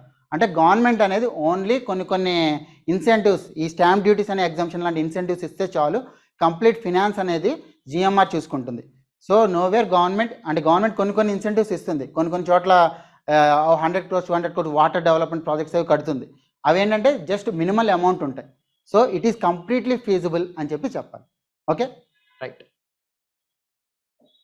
Then greenfield see port in Srikakulam. ఇప్పుడు నేను మూలపేట సీ పోర్ట్ అంటున్నారు, మూలపేట పోర్ట్. కానీ ఆ మూలపేట పోర్ట్ ముందు మనకి న్యూస్లో ఉంది, దాని పేరు ఏంటంటే భావనపాడు సీ పోర్ట్. ఆ భావనపాడు సీ పోర్ట్కి మూలపేట సీ పోర్ట్ అని మార్చడానికి కారణం ఏంటి అంటే అక్కడ ఉన్న ప్రజలు ఎవరైతే ల్యాండ్ ఇచ్చారో ఆ మూలపేటలో ఉన్న ప్రజలు ఇచ్చారు. ఆ భావనపాడు ఉన్న భావనపాడు అనేది కొంచెం దూరం ఉంది. అందువల్ల మూలపాడు ఎవరైతే ప్రజలు ల్యాండ్ ఇచ్చారో వాళ్ళ యాస్పిరేషన్స్ని గౌరవించడానికి గవర్నమెంట్ అనేది భావనపాడు సీ పోర్ట్ని మూలపాడు సీ పోర్ట్ కింద మార్చింది. అది దీని యొక్క బ్యాక్గ్రౌండ్. దెన్ అక్కడ ఇష్యూ ఏంటంటే ల్యాండ్ ఎక్విజిషన్ కూడా అక్కడ ఇప్పటి వరకు కూడా ఇష్యూ. ఎప్పుడైతే గవర్నమెంట్ అనేది కాంపన్సేషన్ అనేది పెంచిందో అప్పుడు ఈజీగా ల్యాండ్ ఎక్వైర్ చేయగలుగుతుంది. Okay, then Gotta barrage to Hiramandalam reservoir works అనేది అదే టైంలో ఇంకొక ప్రాజెక్ట్ని కూడా ఇనాగ్రేట్ చేశారు. ఈ హీరమండలం రిజర్వాయర్ దేంట్లోది? ఇది వంశధార ప్రాజెక్టులో, వంశధార రివర్ ప్రాజెక్టులో హీరమండలం రిజర్వాయర్. ఇది ఎందుకు తీసుకొచ్చాను నేను అంటే ఫస్ట్ లిఫ్ట్ ఇరిగేషన్ స్కీమ్ ఆంధ్రప్రదేశ్లో, అంటే famous lift irrigation scheme river linking project వచ్చేసరికి Pattiseema lift irrigation famous one. అలాంటి పట్టిసీమ లిఫ్ట్ ఇరిగేషన్ ప్రాజెక్ట్ లైన్స్లోనే ఇక్కడ హీరమండలం రిజర్వాయర్లో వంశధార ప్రాజెక్ట్ కూడా లిఫ్ట్ ఇరిగేషన్ స్కీమ్ కింద చేస్తున్నారు.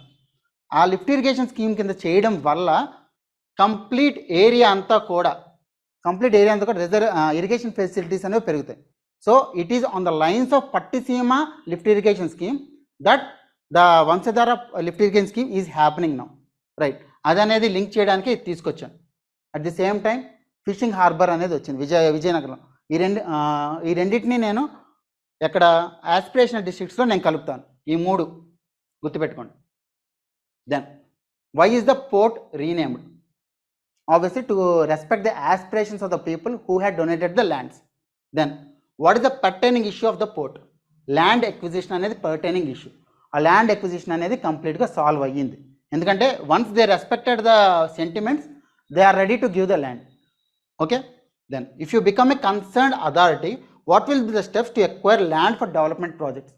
మీరు కానీ కన్సర్న్డ్ అథారిటీ అయితే మీరు ఏ స్టెప్స్ తీసుకుంటారు మీరు చెప్పండి. Yeah, perfect. ఈ 3 కూడా చెప్పచ్చు. అంటే వాళ్ళకి ఎంప్లాయ్మెంట్ క్రియేషన్ అనేది చాలా తక్కువ ప్రాజెక్ట్స్లో ఇస్తున్నారు. సో ల్యాండ్ ఎక్వైర్ చేస్తున్నారు తప్ప ఎంప్లాయ్మెంట్, కంపల్సరీ ఎంప్లాయ్మెంట్ క్రియేషన్ అనేది చాలా తక్కువ ప్రాజెక్ట్స్లో ఇస్తున్నారు. అలాంటివి కూడా ఇస్తే, అంటే ఇంటికి ఒక ఎంప్లాయ్మెంట్ ఇచ్చారనుకోండి, so they will be somewhat connected to it. Okay, so ఇలాంటివి మంచి సజెషన్స్. అండ్ ఆన్లైన్లో ఎవరన్నా చెప్తారా, what are the policies that you want to implement not to acquire the land easily? Land acquisition అనేది స్మూతన్ చేయడానికి ఏమైనా policies ఉంటాయా? అంటే 3 పాలసీస్ మీరు ఏమైనా చెప్తారా? హ్యాండ్ రైజ్ చేయండి, నేను అన్మ్యూట్ చేస్తాను. తారక రామ తీర్థ సాగరం రిజర్వాయర్ ప్రాజెక్ట్, ఈ ఇష్యూ నేను చూస్ చేసుకోవడానికి 2 రీజన్స్ ఉన్నాయి. ఒకటి, the kind of irrigation potential that the reason have. రెండోది, బోర్డులో రమణారెడ్డి గారు అని చెప్పి ఉన్నారు, ఆయన అగ్రికల్చర్ డిపార్ట్మెంట్లో డైరెక్టర్గా చేసి వచ్చిన ఆయన. సో ఆ ఏరియా నుంచి వచ్చిన వాళ్ళు ఖచ్చితంగా ఈ క్వశ్చన్స్ ఉంటాయి. Taraka Rama lift irrigation project యొక్క, Taraka Rama project lift irrigation కాదు ఇది, తారక రామ తీర్థ సాగరం ప్రాజెక్ట్ యొక్క ఇంపార్టెన్స్ ఏంటిది అని. సో అందువల్ల ఈ టాపిక్ అనేది ఇచ్చాను. First thing, what is your opinion of naming the government project on someone's name? ఇదేమో తారక రామ తీర్థ ప్రాజెక్ట్ అని ఉంది, ఎన్టీఆర్ హెల్త్ యూనివర్సిటీని వైఎస్ఆర్ హెల్త్ యూనివర్సిటీగా మార్చారు. దీని మీద మీ అభిప్రాయం ఏంటిదండి? ఎన్టీఆర్ హెల్త్ యూనివర్సిటీని వైఎస్ఆర్ హెల్త్ యూనివర్సిటీగా మార్చారు, ఇలా మార్చడం మీద మీ అభిప్రాయం ఏంటి?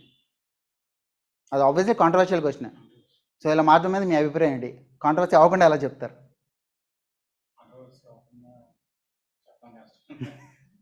రైట్, మీరు చెప్పగలరా? ఎవరన్నా కాంట్రవర్సీ అవ్వకుండా బ్యాలెన్స్డ్గా renaming of some institutions by that government అనేది చెప్తారా?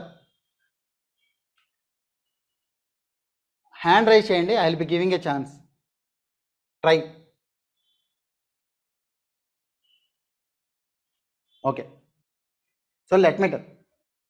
Every government that comes to the power in independent India wants to leave its mark. As a part of it, successive governments wanted to name the projects after the government's wanted names. So it is the government's criteria, or it is the decision of the government to rename the project, as the successive governments are doing. So as an administrator, I need to implement the project rather than going after the renaming of the project. So I would accept the decision whatever government is doing అనేది చెప్పండి. ఎందుకంటే ప్రతి government కూడా successive గవర్నమెంట్స్లో వాళ్ళ యొక్క పేర్లు పెట్టుకుంటున్నారు, ఎందుకంటే వాళ్ళ యొక్క సింబల్ని భావితరాలకు చెప్పడానికి. లైక్ ఇందిరాగాంధీ ఇప్పటి వరకు కూడా ఎందుకు గుర్తున్నారు? The way her name is renowned in many projects. అది సక్సెసివ్ గవర్నమెంట్స్ చేస్తున్నాయి ఒక మార్క్ని వదలడానికి. అది ఒక political decision, it is completely political decision. As an administrator, my role and responsibility is to implement the project, as it is completely political decision, and I would definitely accept the decision as an administrator because it is made by a political executive. Okay, అది మీరు చెప్పండి. Spoil system అనేది చెప్పకండి, ఎందుకంటే నెగిటివ్ని ఎక్కువ encourage చేయండి. అందుకే అంటే కాంట్రవర్షియల్ క్వశ్చన్ అయినా సరే మీరు కాంట్రవర్సీ అవ్వకుండా ఉండడానికి సక్సెసివ్ గవర్నమెంట్స్ ఆర్ డూయింగ్ అని చెప్పండి అంతే. అది మీరు సపోర్ట్ చేశారనుకోండి, ఐడెంటిటీ పాలిటిక్స్ మీరు ఎంకరేజ్ చేస్తున్నారా అని క్వశ్చన్ వస్తుంది. అది ఎగ్నెస్ట్గా ఉన్నారనుకోండి, ఆబ్వియస్లీ బోర్డులో 3-4 సోషల్ సర్వీస్ మీద అపాయింట్ అయిన వాళ్ళు ఉన్నారు, వాళ్ళు మళ్ళీ హట్ అవుతారు. అందువల్ల ఏం చేస్తారు అంటే, successive governments are doing it to leave a mark on the society. So as a part of it is a political decision. As an administrator, my duty is to implement the decision. So now I would completely agree if the government is renaming a project, because as an administrator it is not my domain. Okay, right. Then కొన్ని details ఇచ్చాను, ఏ ఏరియాస్కి advantage ఉంటుంది ఈ తారక రామ తీర్థ Sagaram project ద్వారా. Pusapatirega, Denkada, Bhogapuram districts, Bhogapuram మండల్స్లో ఇదంతా కూడా అడ్వాంటేజ్గా ఉంటుంది. ఎంత TMC? 5.8 TMC. Okay, Champavathi project, Champavathi river మీద. అండ్ దెన్ చంపావతి రివర్ యొక్క ట్రిబ్యూటరీస్, ఏడువంపుల గడ్డ, చిట్టగడ్డ, పోతులగడ్డ, గడిగడ్డ, 4 కూడా tributaries. Okay, then what do you know about Jalayagnam అనే క్వశ్చన్ ఖచ్చితంగా వస్తుంది. జలయజ్ఞం గురించి మీకేం తెలుసు సార్? ఎందుకంటే ఈ ప్రాజెక్ట్ ఇప్పుడు స్టార్ట్ చేసింది కదా, 2005లో స్టార్ట్ చేసింది. రీసెంట్గా మళ్ళీ రీస్టార్ట్ చేసి కంప్లీట్ చేస్తున్నారు. Now it is a part of Navaratnalu, right.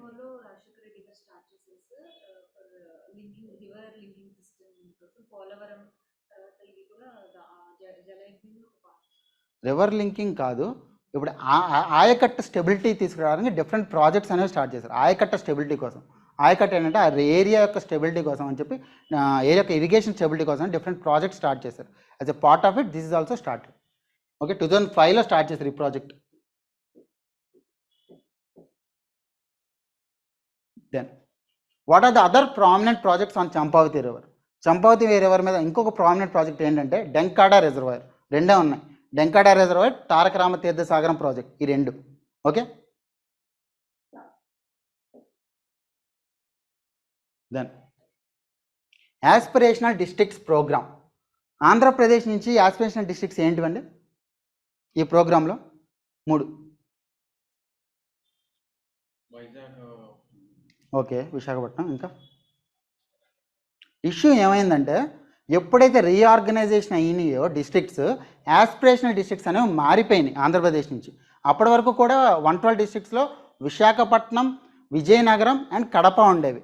ఎప్పుడైతే రీఆర్గనైజ్ అయినాయో విశాఖపట్నం అనే దాంట్లోంచి ట్రైబల్ ఏరియాస్ రెండింటిని తీసేసి సెపరేట్ డిస్ట్రిక్ట్స్ చేశారు.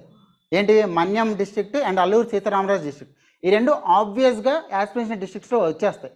ఎందుకంటే కంప్లీట్లీ ఈ రెండు ట్రైబల్ రీజన్స్ వల్ల అక్కడ లెఫ్ట్ వింగ్ ఎక్స్ట్రీమిజం పెరిగింది. లెఫ్ట్ వింగ్ ఎక్స్ట్రీమిజం ఎప్పుడైతే సెపరేట్ డిస్ట్రిక్ట్స్ అయిపోయినాయో Visakhapatnam is out of equation for aspirational district. So ఈ రెండు డిస్ట్రిక్ట్స్ యాడ్ అయినాయి. అట్ ది సేమ్ టైం ఇలాంటి ప్రాజెక్ట్స్ ఏదైతే భోగాపురం ఇంటర్నేషనల్ ఎయిర్పోర్ట్ కానీ ఇలాంటి ప్రాజెక్ట్స్ వల్ల ఏంటంటే విజయనగరం అనేది కొంచెం అహెడ్గా వెళ్ళింది వీటికంటే కూడా. ఎందుకంటే ఈ రెండు కూడా ట్రైబల్ ఏరియాస్, ట్రైబల్ డిస్ట్రిక్ట్స్లో డెవలప్మెంట్ అనేది తక్కువ ఉంటుంది. ఏవైతే 3 లీస్ట్ డిస్ట్రిక్ట్స్ అవి తీసుకున్నారు, ఈ రెండు తక్కువ ఉన్నాయి. And at the same time YSR కడపలో ఫారెస్ట్ ఏరియా ఎక్కువ ఉంది. అందువల్ల ఈ 3 ఇప్పుడు ఉన్నాయి యాస్పిరేషనల్ డిస్ట్రిక్ట్స్లో. విజయనగరం, విశాఖపట్నం లేవు ఇప్పుడు aspirational డిస్ట్రిక్ట్స్లో. Aspirational districts from Andhra Pradesh include YSR Kadapa, Manyam district and Alluri Sitaramaraju district. ఈ ఒక్క చేంజ్ ఒకసారి చూడండి, ఎందుకంటే రీసెంట్ దాంట్లో దాంట్లో ఈ 3 డిస్ట్రిక్ట్స్ గురించే ఇచ్చారు. దెన్ ఈ యాస్పిరేషనల్ డిస్ట్రిక్ట్స్ థీమ్ ఏంటిది? Convergence, collaboration, competition. ఈ కాంపిటేటివ్ ఫెడరలిజంని ఇది ఎక్కువ ప్రమోట్ చేస్తుంది and it is by NITI Aayog. Okay, ఎందుకంటే సెలక్షన్ ఆఫ్ యాస్పిరేషనల్ డిస్ట్రిక్ట్స్, ఎందుకంటే ఈ 3 డిస్ట్రిక్ట్స్ మారినాయి కదా. ఫస్ట్ స్టేట్ ఆఫ్ బేసిక్ ఇన్ఫ్రాస్ట్రక్చర్ని కన్సిడర్ చేశారు. స్టేట్ ఆఫ్ బేసిక్ ఇన్ఫ్రాస్ట్రక్చర్ని కన్సిడర్ చేసినప్పుడు Visakhapatnam is completely out of equation. Vizianagaram ఇప్పుడిప్పుడే డెవలప్ అవుతుంది and relatively developed than districts. ఈ ట్రైబల్ డిస్ట్రిక్ట్స్ ఏవైతే ఉంటాయో వాటికంటే రిలేటివ్లీ విజయనగరం డెవలప్డ్ కాబట్టి అది యాస్పిరేషనల్ డిస్ట్రిక్ట్స్లో లేదు. ఈ 3 అంతేగా చెప్పాను, ఈ బేసిస్, ఇవి ఇండికేటర్స్ అనమాట. Okay, right. 500 కాదు, ఐ థింక్ 112, 500 కాదు. బ్లాక్స్ 500. అండ్ ఇక్కడ నేను యాస్పిరేషనల్ డిస్ట్రిక్ట్ ప్రోగ్రామ్ మనం తెలుసుకోవాల్సింది ఏంటంటే even NITI Aayog took the help of Andhra Pradesh in order to develop a real time analysis. అప్పట్లో చంద్రబాబు నాయుడు ఉన్నప్పుడు కోర్ డాష్బోర్డ్ అని స్టార్ట్ చేసినారు కదా, అంటే రియల్ టైం ఏమైతే అవుతుందో అది తెలుసుకోవడానికి. ఆ real time ప్రోగ్రెస్ని real time ప్రోగ్రెస్ని analyse చేయడానికి ఆంధ్రప్రదేశ్ యొక్క ఎక్స్పర్టీస్ తీసుకుంది నీతి ఆయోగ్ ఈ complete aspirational district program implement చేయడానికి. This is one of the significant aspect of Andhra Pradesh. Okay, right. And ఈ కాన్సెప్ట్ ఎందుకు వచ్చింది అంటే రీసెంట్గా నీతి ఆయోగ్ ఇచ్చిన అవార్డ్స్లో basic infrastructure థీమ్తో Parvathipuram Manyam district అనేది టాప్ వచ్చింది. బేసిక్ ఇన్ఫ్రాస్ట్రక్చర్ థీమ్లో పార్వతీ మన్యం డిస్ట్రిక్ట్ అనేది టాప్కి వచ్చింది. దాన్ని ఎందుకు వచ్చింది, ఏ క్రైటీరియా వాడతారో నెక్స్ట్ దాంట్లో చూద్దాం. Okay, right.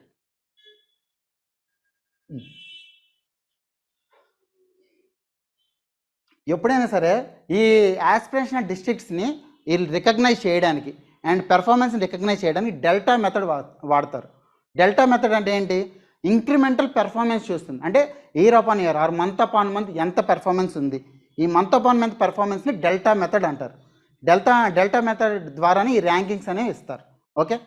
అండ్ దెన్ ఇది మీరు చూస్తే ఆంధ్రప్రదేశ్లో వైఎస్ఆర్ కడప, పార్వతీపురం మన్యం డిస్ట్రిక్ట్, అల్లూరి సీతారామరాజు డిస్ట్రిక్ట్, ఈ మూడే ఉన్నాయి ఇప్పుడు. Okay. And this is the latest report 2023. ఇక్కడ కింద దీంట్లో కవర్ అయిపోయింది 2023లోది ఇది.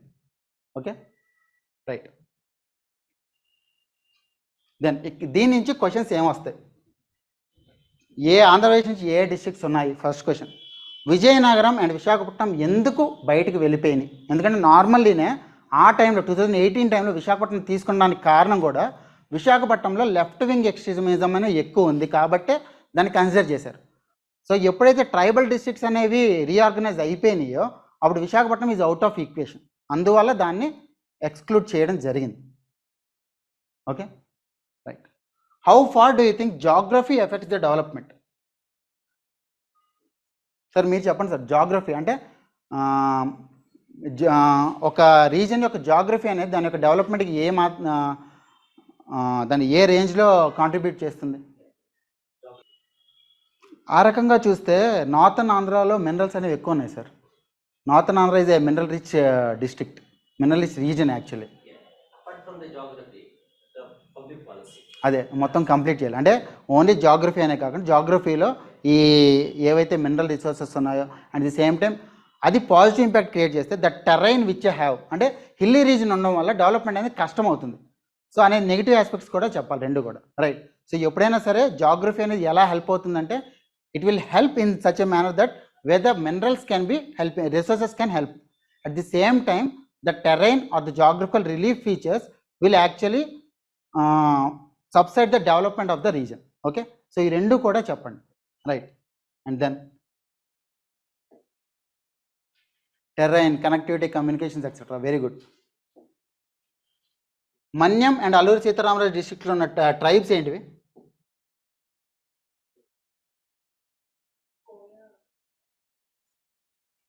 What are the tribes which are there in Manyam and Alluri Sitaramarazu? Predominantly, అన్నీ తెలుగు predominantly.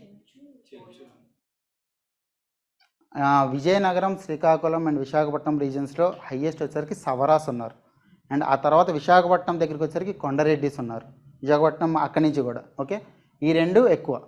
కొండరెడ్డి సవరా రీజన్ అనేది ఎక్కువ. చెంచూస్ అనేవి ఆంధ్ర తెలంగాణ సైడ్ ఎక్కువ ఉన్నారు. అంటే ఈస్ట్ గోదావరి సైడ్ చెంచూస్ అనేవాళ్ళు ఎక్కువ ఉంటారు. Okay. Then, do you support that reorganization can lead to more growth? So, reorganization of district lead to more growth? Substantiate. చెప్పండి. అంటే reorganization అనేది how it will help? Do you support reorganization? అంటే Andhra Pradesh district reorganisation అయ్యింది, దాన్ని మీరు support చేస్తారా? ఎందుకు?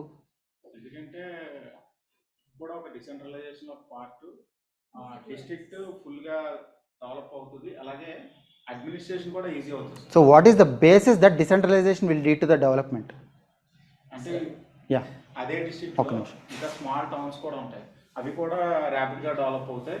So అది కూడా ఎకానమీకి యూస్ఫుల్ అవుతుంది. డెఫినెట్లీ. Okay, good sir. చెప్పండి. People participation will increase. Okay. Small headquarters is there. People are easily able to access to the administration, and the administrator also able to supervise the whole area is easy. There is a coordination and cooperation. Our interface between the people like the administrator will be easy. Yes, it is right. Yeah. So the accessibility to governance will increase, and at the same time, refer to the quote made by Dr. B.R. Ambedkar. As the division where the governance reduces, the accessibility with the people increases. In the words of Dr. B.R. Ambedkar. అదే కదా, అందుకే కదా ఆయన దాని ఏమంటారు linguistic స్టేట్స్కి oppose చేసింది. Right. So చిన్న చిన్న డిస్ట్రిక్ట్స్ అయితే ఎక్కువ డెవలప్మెంట్ ఉంటుంది, కానీ ఆ బేసిస్తో ఒక లాంగ్వేజ్కి ఒక డిస్ట్రిక్ట్, ఒక లాంగ్వేజ్కి ఒకే స్టేట్ ఉండాలి అని చెప్పి చెప్పొద్దు అని చెప్పి ఆయన చెప్పారు. రైట్. సో అక్కడ బిఆర్ అంబేద్కర్ గారి వర్డ్స్ మీరు వాడండి. ఓకే. యా, కొండ దొర. Then left wing extremism in north Andhra. ఆంధ్రప్రదేశ్లో లెఫ్ట్ వింగ్ ఎక్స్ట్రీమిజం ఇంకా ఉందా? What you mean by left wing extremism? మావోయిస్టులు. How far Andhra Pradesh is affected by left wing extremism now? So let's see. Yeah. Government of India ministry of home affairs రీసెంట్గా release చేసిన report December 2022లో the number of civilian deaths happened because of left wing extremism. Andhra Pradesh నుంచి ఎన్ని ఉన్నాయి? జరిగినవి 3 incidents అయితే death ఒకటే ఉంది. At the same time వేరే స్టేట్స్లో ఎక్కువ ఉన్నాయి, including Chhattisgarh. And then coming to the next, the police deaths are bare, అంటే ఒక్కడు కూడా లేదు పోలీస్ డెత్స్ అనేవి. సెక్యూరిటీ పర్సనల్ డెత్స్ అనేది ఏవీ లేవు. అట్ ది సేమ్ టైం ఇదే రిపోర్ట్లో లెఫ్ట్ వింగ్ ఎక్స్ట్రీమిజంలో ఏ ఇనిషియేటివ్స్ తీసుకొచ్చాము అండ్ ఎలాంటి ఇనిషియేటివ్స్ తీసుకురావాలి అనేది క్లియర్గా ఇచ్చారు. So through this report we can clearly say that there is no left wing extremism predominantly in Andhra Pradesh. It is eradicated, right? But there is still left wing extremism in the Andhra Odisha border region lo endukundi. Border region endukundi because of the lack of coordination between two states of Andhra Pradesh and Odisha. They are taking the shelter within the border areas, border hamlets lo shelter తీసుకున్నారు. అందువల్ల మనం వాళ్ళని eradicate చేయలేకపోయాం. And which organization helped in eradicating left-wing extremism from Andhra Pradesh? Obviously Greyhounds. So Greyhounds అనేది Andhra Pradesh, United Andhra Pradesh aspired every Naxalism affected state to take measures in such a direction. So Greyhounds అనేది అంత ఎఫెక్టివ్గా పనిచేసింది. So after 2014, what did Andhra Pradesh state government or the center took measures in order to establish a Greyhounds training center in Andhra Pradesh? Greyhound training center establish అయిందా?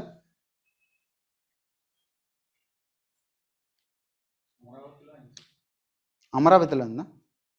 So రీసెంట్గా greyhound training centre అని ఆనందపురం, విశాఖపట్నం ఆనందపురంలో greyhound training centre establish చేయడానికి అప్పుడు start చేశారు 2019లో. రీసెంట్గా అది ఫంక్షన్లోకి వస్తుంది. ఇంకా still it didn't come completely functional. ఆ గ్రేహౌండ్ ట్రైనింగ్ సెంటర్ మొన్నటి వరకు కూడా ఇక్కడ ఉండేది, గండిపేటలో ఉండేది. సో అది ఆంధ్రప్రదేశ్లో రీసెంట్గా ఆనందపురం అని విశాఖపట్నం ఒక ఏరియా, ఆ ఆనందపురంలో ఎస్టాబ్లిష్ చేశారు. Okay, Greyhounds training centre. ఇలాంటి చిన్న ఇన్ఫర్మేషన్ కొంచెం తెలుసుకోండి. Then how far do you think literature spurs the revolution? Literature revolution ఎంతవరకు హెల్ప్ అవుతుంది? How far do you think literature will help? అంటే సాహిత్యం విప్లవానికి ఎంతవరకు దోహదపడుతుంది? ఎక్కువ ప్రభావం ఉంటుంది సాహిత్యంలో. ఎక్స్పోజర్ ఎక్కువ.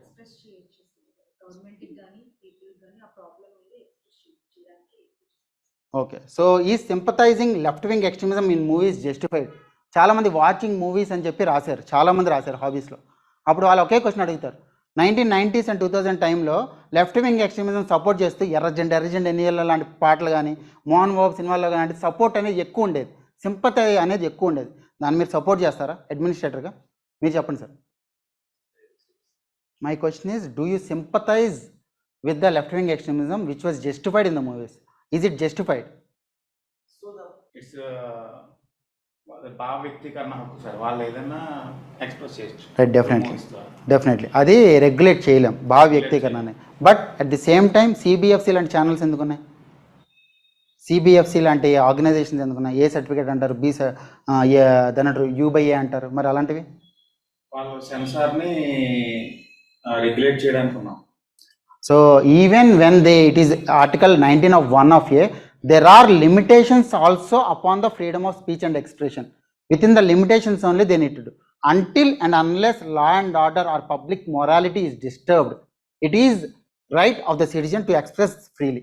But whenever it is crossing the line where the public morality is disturbed or law and order is disturbed, government has the right, or it is the government's duty to censor such films. అంతే. Okay, right. Now, if you are posted as DSP in the region that is getting affected by left-wing extremism, then what are the initiatives that you will take to reduce it? మీరు కానీ left-wing extremism affected ఏరియాస్లో డిఎస్పీగా post అయ్యారు అనుకుందాం. So ఏం policies తీసుకొస్తారు అక్కడ, or otherwise మీరు చేసే 1 or 2 థింగ్స్ చెప్పండి అక్కడ. My sincere suggestion is, first thing, we have studied enough to know the problems of left-wing extremism in such a particular area. So it is not economically feasible to study the problems again. We know the ground situation currently and there are reports of it. Then you need to study reports like these.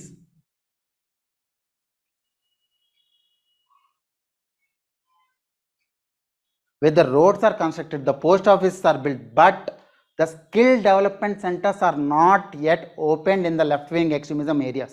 అంటే మీరు ఇలాంటి reports చదివినప్పుడు ఏంటంటే ఆంధ్రప్రదేశ్లో ఏం establish అయినాయి, ఏం establish అవ్వలేదు ఆ రీజన్లో అనేది క్లియర్గా తెలుస్తుంది. As per the report released by the minister of home affairs in 2022, there is no skill development center which is opened in the left-wing extremism area.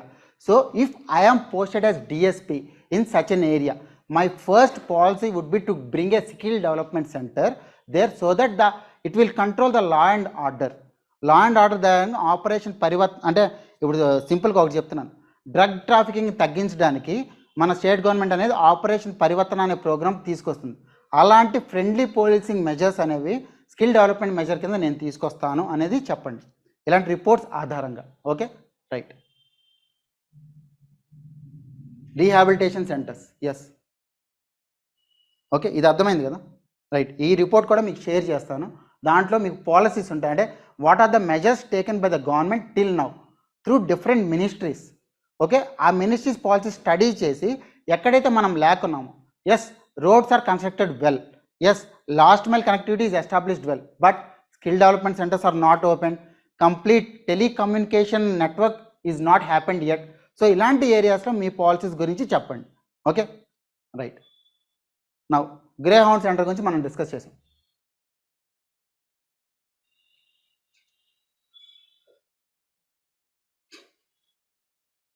Then is it boring?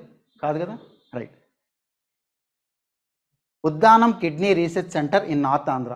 ఈ Uddanam kidney research centre అంటే Pawan Kalyan issue raise చేయడం వల్ల ఇవ్వలేదు. అక్కడ ఏంటంటే research centre అనేది already government establish చేసింది, అలాగే హాస్పిటల్స్ అనేవి ఎస్టాబ్లిష్ చేసింది, రైట్. సో అందువల్ల ఈ ఉద్దానం రీసెర్చ్ సెంటర్ అనేది మనం చదవాల్సిన అవసరం ఎంతైనా ఉంది. Uddanam kidney research centre in north Andhra. అసలు ఫస్ట్ మనం అది అక్కడ ఏ ఇష్యూస్ జరుగుతుంది, ఆ డిసీజ్ పేరు ఏంటిదండి, క్రోనిక్ కిడ్నీ డిసీజ్ అనేది అక్కడ ఉంటుంది. అండ్ దెన్ దాని యొక్క రీజన్ ఏంటిది, ఫస్ట్ ఆఫ్ ఆల్ రీజన్ ఏంటిది, అక్కడ ఉన్న ఇప్పుడు విజయనగరం కానీ శ్రీకాకుళం కానీ విశాఖపట్నంలో కానీ ఆ రీజన్లో సిలికా కంటెంట్ అనేది ఎక్కువ, because of the Coast line which have silica content అనేది ఎక్కువ. అండ్ రీసెంట్గా మన వాళ్ళు హెవీ మెటల్స్ అనేవి అక్కడ ఎక్కువ దొరుకుతున్నాయి. ఈ heavy metals and silica availability వల్ల ఆ ఉద్దానం ఏరియా అంతా కంప్లీట్గా పొల్యూట్ అయింది. ఆ వాటర్ అనేది పొల్యూట్ అవ్వడం వల్ల దాని డ్రింకింగ్ వల్ల ఉద్దానం కిడ్నీ ఇష్యూ అనేది వచ్చింది. అండ్ దెన్ కొన్ని ఆస్పెక్ట్స్ చూద్దాం, ఏ ఏరియాస్ ఎఫెక్ట్ అయినాయి.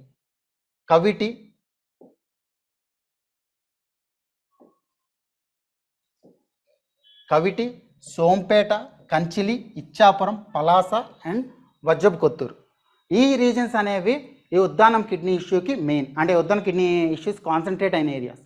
ఎందుకు ఉద్దానం కిడ్నీ ఇష్యూ 20 years బ్యాకే రికగ్నైజ్ చేశారు, ఇప్పటి వరకు కూడా ఎందుకు దాని యొక్క మెజర్స్ తీసుకోలేకపోయారు అంటే, ఇలాంటి ఇష్యూ ఉన్న ఏరియా వరల్డ్లో ఓన్లీ 3 ఏరియాస్లో ఉంది, శ్రీలంక, నికారాగువా అండ్ ఇండియా. అండ్ ఇండియాలో ఈ ఉద్దానం రీజన్ అది వరల్డ్ హెల్త్ ఆర్గనైజేషన్ చెప్పింది.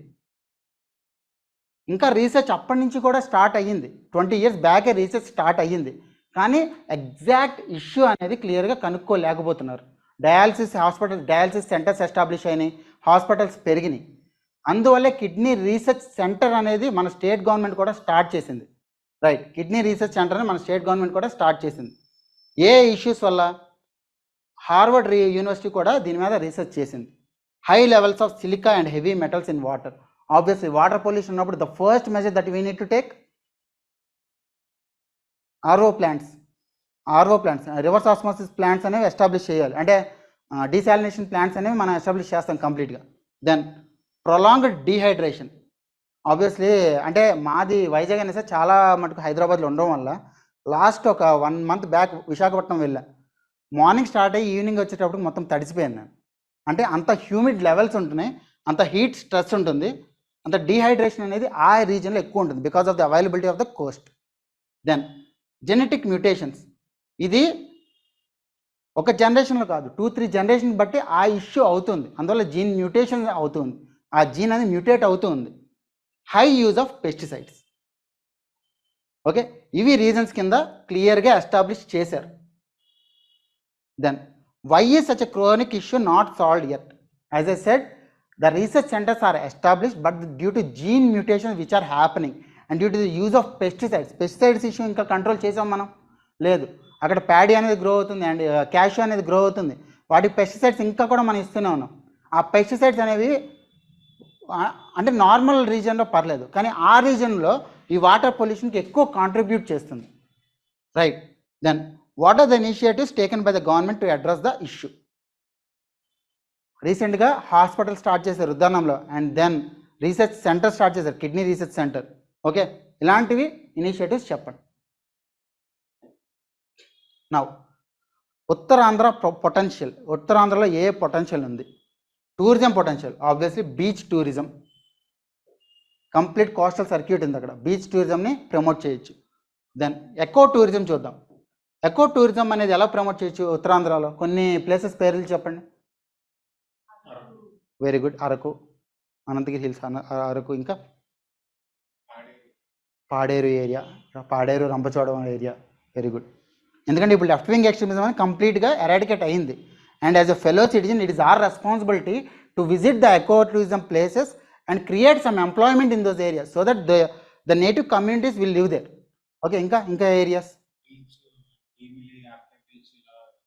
ఇవన్నీ కూడా ఎకో టూరిజం కిందకే వస్తాయి. అండ్ దెన్ రిలీజియస్ టూరిజం, పనగంజి, రైట్. సింహాచలం అండ్ శ్రీకూర్మం. శ్రీకాకుళంలో శ్రీకూర్మం అనేది చాలా ఫేమస్. అరసవల్లి, శ్రీకూర్మం, ఇలాంటి వాటిని ఎక్కువ రిలీజియస్ సర్క్యూట్ అనేది ప్రమోట్ చేయాలి. దెన్ ముఖలింగేశ్వరం, ఇవన్నీ కూడా ఒక టెంప్లేటెడ్గా 3-4 రాసి పెట్టుకోండి. వన్స్ కొంతమంది ఎకో టూరిజం అనేది వాళ్ళ బయోడేటాలో రాశారు, అంటే వాట్ ఆర్ యువర్ ఇంట్రెస్ట్ అంటే ఎకో టూరిజం అని. ఆ ప్లేసెస్ అనేవి మీరు ముందే టెంప్లేట్గా రాసుకుని ఆ వర్డ్స్ అటర్ చేసినప్పుడు వాటి గురించి అడుగుతారు. బ్యాక్గ్రౌండ్ అడిగినప్పుడు మీరు ఈజీగా చెప్పచ్చు. అండ్ మొన్న మాక్ ఇంటర్వ్యూలో ద ఫస్ట్ క్వశ్చన్ ఏంటి, టూరిస్ట్ ప్లేసెస్ విజిట్ చేస్తుంటే ఫస్ట్ క్వశ్చన్ ఆంధ్రప్రదేశ్ టూరిజం యొక్క ట్యాగ్ లైన్ ఏంటిది? Simple question. ఆంధ్రప్రదేశ్ టూరిజం యొక్క ట్యాగ్ లైన్ ఏంటిదని అడిగారు. అడిగినప్పుడు ఏం చెప్పాలి? ఇదివరకు వేరేది ఉండేది, ఇప్పుడు మాత్రం the more you see it the more you love it. The more you see it the more you love it. And దీంట్లో మెన్షన్ చేయలేదు, ప్రతి ఒక్క రీజన్లో కూడా హెరిటేజ్ సైట్స్ అనేవి which are of ecological as well as historical importance అన్నవి చూసుకోండి. Heritage sites అండి, world heritage sites అని చెప్పాలి నేను. వరల్డ్ హెరిటేజ్ సైట్స్ చాలా తక్కువ ఉంటాయి, కానీ హెరిటేజ్ సైట్స్ అని ప్రతి ఏరియాలోనూ ఉంటాయి.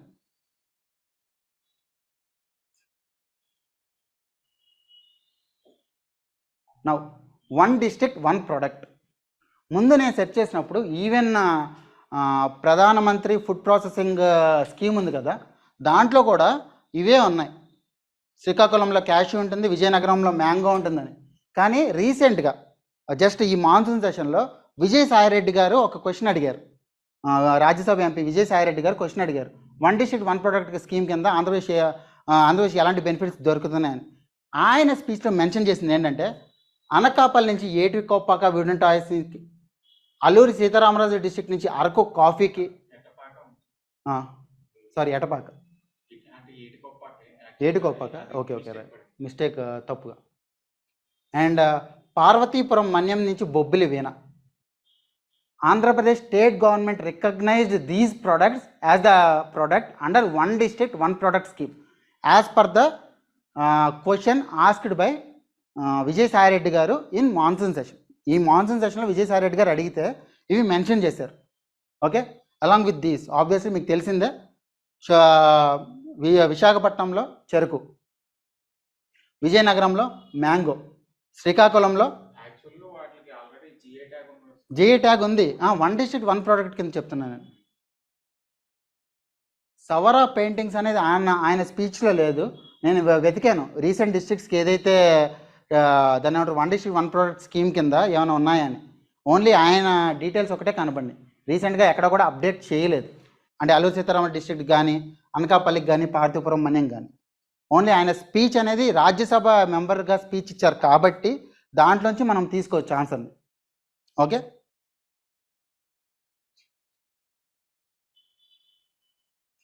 Next biggest issue bauxite mining. Bauxite mining ఇంకా జరుగుతుందా నార్త్ ఆంధ్రాలో? Can somebody say? ఆన్లైన్ ఉండాలి. బాక్సైట్ మైనింగ్ ఇంకా జరుగుతుందా? Legally, not illegally. లీగల్లీ గురించి మనం ఇల్లీగల్ గురించి అసలు ఆన్సర్ చేయలేము, టచ్ చేయకూడదు కూడా. 2019లో ఈ స్టేట్ గవర్నమెంట్ వచ్చిన తర్వాత ముందు చంద్రబాబు నాయుడు గవర్నమెంట్లో ఆంధ్రప్రదేశ్ మినరల్ డెవలప్మెంట్ కార్పొరేషన్కి లైసెన్స్ ఇచ్చారు. You can do bauxite mining and you can distribute to various industries అని. బట్ 2019లో ఈ గవర్నమెంట్ వచ్చిన తర్వాత ఆ జీవోని కంప్లీట్గా కొట్టేసి బాక్సైట్ మైనింగ్ని కంప్లీట్గా నిలిపేశారు. Bauxite mining is not allowed now in these areas. Visakhapatnam and surrounding రీజన్స్లో బాక్సైట్ మైనింగ్ అనేది అలౌడ్ కాదు. కానీ లాటరైట్ మైనింగ్ అనేది జరుగుతుంది. లాటరైట్ మైనింగ్, లాటరైట్ ఎక్కడ యూజ్ చేస్తారు, బాక్సైట్ ఎక్కడ యూజ్ చేస్తారు? డిఫరెన్స్ ఏంటి రెండింటికి? Bauxite is an ore of to produce aluminium. Laterite is an ore where which is used in the cement production. Cement ప్రొడక్షన్లో లాటరైట్ యూజ్ చేస్తారు. ఆ లాటరైట్ అనేది కూడా చాలా జస్ట్ 88 tons దాకానే మనకు అవసరం. అంటే 1 ton సిమెంట్ ప్రొడ్యూస్ చేయడానికి 88 tons of laterite is needed, that's it. So అంతగా మనకి ఆ ఎఫెక్ట్ అవ్వదు కాబట్టి ట్రైబల్ ఏరియా లాటరైట్ మైనింగ్కి మాత్రం పర్మిషన్ ఇచ్చారు. లాటరైట్ మైనింగ్ జరుగుతుంది. And cement industries including Bharatiya cement లాంటి ఏజెన్సీస్కి పర్మిషన్ ఇచ్చారు లాటరైట్ మైనింగ్ని లాటరైట్ ప్రోడక్ట్ని అక్వైర్ చేసుకోవడానికి. కానీ బాక్సైట్ మైనింగ్ని ఇప్పుడు నిలిపేశారు. బాక్సైట్ మైనింగ్ జరగడం లేదు. ఇప్పుడు లాటరైట్కి బాక్సైట్కి మధ్య తేడా ఏంటంటే, లాటరైట్ ఎప్పుడు ఫామ్ అవుతుంది? Because of leaching and because of దాన్ని ఏమంటారు, బెడ్ రాక్ అనేది కంప్లీట్గా వెదర్ అయినప్పుడు, అంటే కంప్లీట్గా డిస్ట్రాయ్ అయినప్పుడు ఈ లాటరైట్ అనేది ఫామ్ అవుతుంది. బట్ అదే బెడ్ రాక్ డిస్ట్రాయ్ అయ్యి సమ్ మిలియన్స్ ఆఫ్ ఇయర్స్ ఉంటే అప్పుడు ఇదే లాటరైట్ బాక్సైట్ కింద మారుతుంది. అంటే bauxite is a form of laterite which will be after millions of years. First form వచ్చేసరికి లాటరైట్లో ఒక వెరైటీ బాక్సైట్. ఓకే, సో దీని బేసిస్ మీద నెక్స్ట్ బాక్సైట్ మైనింగ్ అవుతుందో అవ్వట్లేదో అది తర్వాత సంగతి. బట్ లాటరైట్ మాత్రం పర్మిషన్ ఉంది. ఓకే,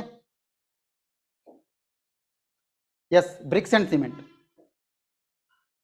ఈ బాక్సైట్ మైనింగ్ ఎక్కడెక్కడ జరుగుతుంది?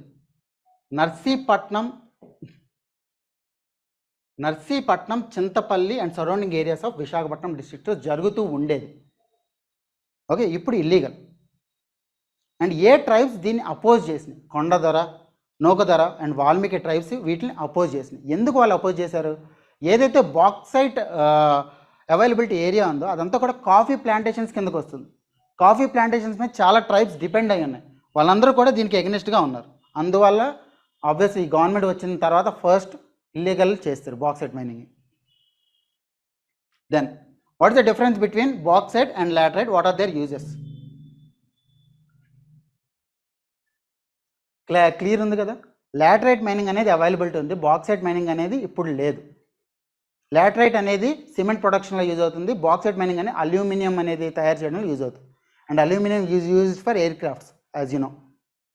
Then how do you balance between environmental clearances that help in development without threatening the existence of native communities? మీరు ఆన్సర్ చేయండి మేడం.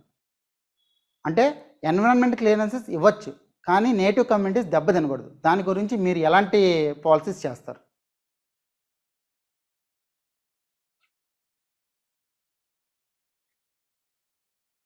యా చెప్పండి. You are good enough to say, right? You are in interview position now. Yeah మీరు చెప్పండి. We have to adopt the sustainable development, sir. It means that we have to integrate the environmental issues and livelihood issues of the tribal people in the policy, economic policy or industrial policy. So we have to go for the sustainable development. Here, environmental impact assessment is there. before we take up any project, we have to go through the process of environmental impact assessment. In that, if the cost is more than the benefit, then we have to Perfect. Right. The cost benefit, I will be assuming the cost benefit analysis. If the cost is more in order to extract a mineral, the cost also includes the livelihoods of the native tribes. So I would not be proceeding with the project. But if it is a rare matter and if it is only available in that particular region, I will be developing the awareness to the tribes that it is very essential for the economic development. And I would urge the people in order to give a chance to the government to improve their livelihoods in some other place. And then I would be exploring the mineral. A cost benefit analysis అనేది చేసిన తర్వాత environment impact assessment తీసుకుని అప్పుడు proceed అవుతాను. Okay, and ఆ cost benefit analysis అనేది వాడండి. And as I said, I think చెప్పలేదు ఇంకా, 17.7% అనేది ఆంధ్రప్రదేశ్ నుంచే ప్రొడ్యూస్ అవుతుంది bauxite. And bauxite is available in most of the reasons of Andhra Pradesh, including north Andhra. Then what are the tribes that are getting affected by it? As I said, కొండదొర, నోకుదొర and Valmiki tribes అనే వాళ్ళు effect అవుతున్నారు. Do you support development are environmental protection? Right, as I said cost benefit analysis గురించి చెప్పాలి.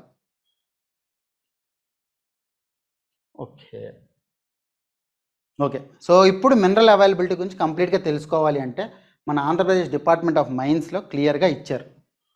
Heavy mineral beach sands ఎక్కడ ఎక్కువ ఉన్నాయండి? శ్రీకాకుళం, విజయనగరం, విశాఖపట్నంలో ఎక్కువ ఉన్నాయి. అంటే ఇది బిఫోర్ రీఆర్గనైజేషన్ది. ఇక్కడ మనకి percentage of India resources in AP అంటే బాక్సైట్ ఇండియాలో ఎంత పర్సెంట్ ఉంది? మన దగ్గర 17.7% ఉంది. 17.7% ఉంది. హైయెస్ట్ అంటే హెవీ మినరల్ బీచ్ శాండ్స్ మనకి 974 కిలోమీటర్స్ కోస్ట్ లైన్ ఉంది. దానివల్ల హెవీ మినరల్ బీచ్ శాండ్స్ ఎక్కువ ఉన్నాయి మనకి. ఇండియాలో 30.4% మన దగ్గర ఉంది ఆంధ్రప్రదేశ్లో. So it is a mineral rich region. Then ఏవేవి ప్రొడక్ట్స్ అంటే ఏవేవి మినరల్స్ ఇండియాలో ఉన్నాయి, ఏ రీజన్లో ఉన్నాయి, ఈ రీజన్ ఒక్కసారి చూడండి. Why I'm discussing in northern rice Srikakulam, Vizianagaram, Visakhapatnam and Srikakulam, Vizianagaram, Visakhapatnam graphite. ఇక్కడ ఏ చూసినా సరే మేజర్ మినరల్స్ అన్నీ కూడా నార్త్ ఆంధ్ర రీజన్లో ఉన్నాయి. ఈ మేజర్ అంటే mineral rich reason, but at the same time it is a tribal reason also. So అక్కడ ఎన్విరాన్మెంట్ వర్సెస్ డెవలప్మెంట్ అనే కాన్సెప్ట్ ఖచ్చితంగా వస్తుంది.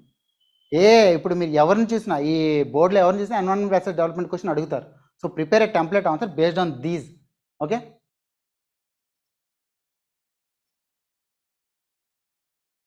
నెక్స్ట్ దీంట్లో వైఎస్ఆర్ కడప గురించి కూడా చూసుకోండి. ఎందుకంటే రాయలసీమ రీజన్లో వైఎస్ఆర్ కడప అనేది still it is an aspirational district, but the most improved districts in all the aspirational districts is YSR Kadapa. YSR కడపలో చాలా ఇంప్రూవ్మెంట్ జరుగుతుంది. Next, prime minister's award for excellence in public administration to Anakapalli డిస్ట్రిక్ట్కి రీసెంట్గానే ప్రైమ్ మినిస్టర్స్ అవార్డు వచ్చింది ఏప్రిల్లో. ఎందుకు వచ్చింది అంటే వైఎస్ఆర్ ఆరోగ్య క్లినిక్స్ అనేవి ఎక్కువ ఎస్టాబ్లిష్ చేసింది అనకాపల్లి డిస్ట్రిక్ట్. రైట్, దీంట్లో ఒక్కసారి చూడండి, ఫ్యామిలీ డాక్టర్ అనే స్కీమ్ రీసెంట్గా లాంచ్ చేశారు. ఫ్యామిలీ డాక్టర్ అనే స్కీమ్ ఏంటి? ఫ్యామిలీ డాక్టర్ అనే స్కీమ్ ఏంటిది అనే క్వశ్చన్ ఫస్ట్ ఖచ్చితంగా వస్తుంది. ఏంటి ఫ్యామిలీ డాక్టర్ అంటే? Yes, okay.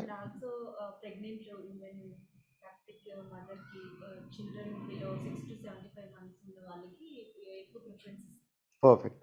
అది family doctor is a part of doorstep delivery of governance first of all. And the second thing is doctors who are available in primary health care centre, one will be seeing the outpatients, the second one will be visiting the wellness centers. అంటే health and wellness centres అనేవి prime ministers programme of స్వాస్థ్య భారత్లో programme అది. దానికి మన primary health care సెంటర్స్ని link చేశారు ఈ ప్రోగ్రామ్తో. ఆ link చేయడం వల్ల ఏమవుతుంది అంటే ఈ వెల్నెస్ సెంటర్కి ప్రైమరీ హెల్త్ కేర్ సెంటర్కి డిఫరెన్స్ చెప్తున్నాను. ప్రతి దగ్గర, ప్రతి మండలంలోనూ, ప్రతి విలేజ్లోనూ ప్రైమరీ హెల్త్ కేర్ సెంటర్స్ అనేవి ఉంటాయి. But most of the villages in north are some villages in south doesn't have even a primary health care centre. Primary health care centre ఎప్పుడు అంటారు? అక్కడ అట్లీస్ట్ ఒక డాక్టర్ ఉంటుంది. కానీ డాక్టర్స్ అవైలబిలిటీ అనేది లేని చోట కూడా నర్సెస్ అవైలబిలిటీతో నడిపించేదే వెల్నెస్ సెంటర్. ఆ నర్సెస్ అవైలబిలిటీతో నడపచ్చు. They are authorised to do some nursing or to give some injections. అది వెల్నెస్ సెంటర్ అన్నమాట. Okay, that is a difference first of all. ఈ రెండు కూడా అనకాపల్లి డిస్ట్రిక్ట్లో రీసెంట్ టైమ్స్లో బాగా ఎక్కువ డెవలప్ అయినాయి because of the collector there. So అందుకని దానికి prime minister's award for excellence అనేది వచ్చింది అనకాపల్లి డిస్ట్రిక్ట్. మీ డిస్ట్రిక్ట్ యొక్క ప్రాముఖ్యత ఏంటి అంటారు? Sir, we lead other districts in the health services delivery to citizens of Andhra Pradesh. Okay, అది గొప్పగా చెప్పుకునేది, right? Then can you tell me any 3 initiatives of good governance in Andhra Pradesh? ఆంధ్రప్రదేశ్లో గుడ్ గవర్నెన్స్ సంబంధించిన 3 initiatives చెప్పండి. Good governance. Online people కూడా hand raise చేయండి. I will be unmuting you. మీరు కూడా మాట్లాడాలి. Yeah, they are a part of good governance, but the 3 initiatives taken by the recent government. మీ సేవా Sanae ముందు నుంచి ఉన్నాయి, ఇప్పుడు ఉన్న గవర్నమెంట్కి. మీ సేవా సనే ఇప్పుడు యా గ్రామ సచివాలయానికి వచ్చేసరికి మీ సేవ అనేది ఇప్పుడు అవుట్ ఆఫ్ ఈక్వేషన్ అయిపోయింది. సో రీసెంట్ గవర్నమెంట్ ఇనిషియేటివ్స్ చెప్పండి. యా, అంటే good governance initiative as AK అంటే ఎవరో తెలియలేదు, మీ పేరు కూడా చెప్పండి. Spandana is a good governance initiative where the grievance redress. అదే జగనన్న సురక్షణ, జగనన్నకు చెబుదాం. యా, జగనన్నకు చెబుదాం 1902, right? So it's a good governance where the grievance redressal mechanism is used. And then the second one, volunteer system where the doorstep delivery of all the services is given. And the third one, family doctor, doorstep of health services.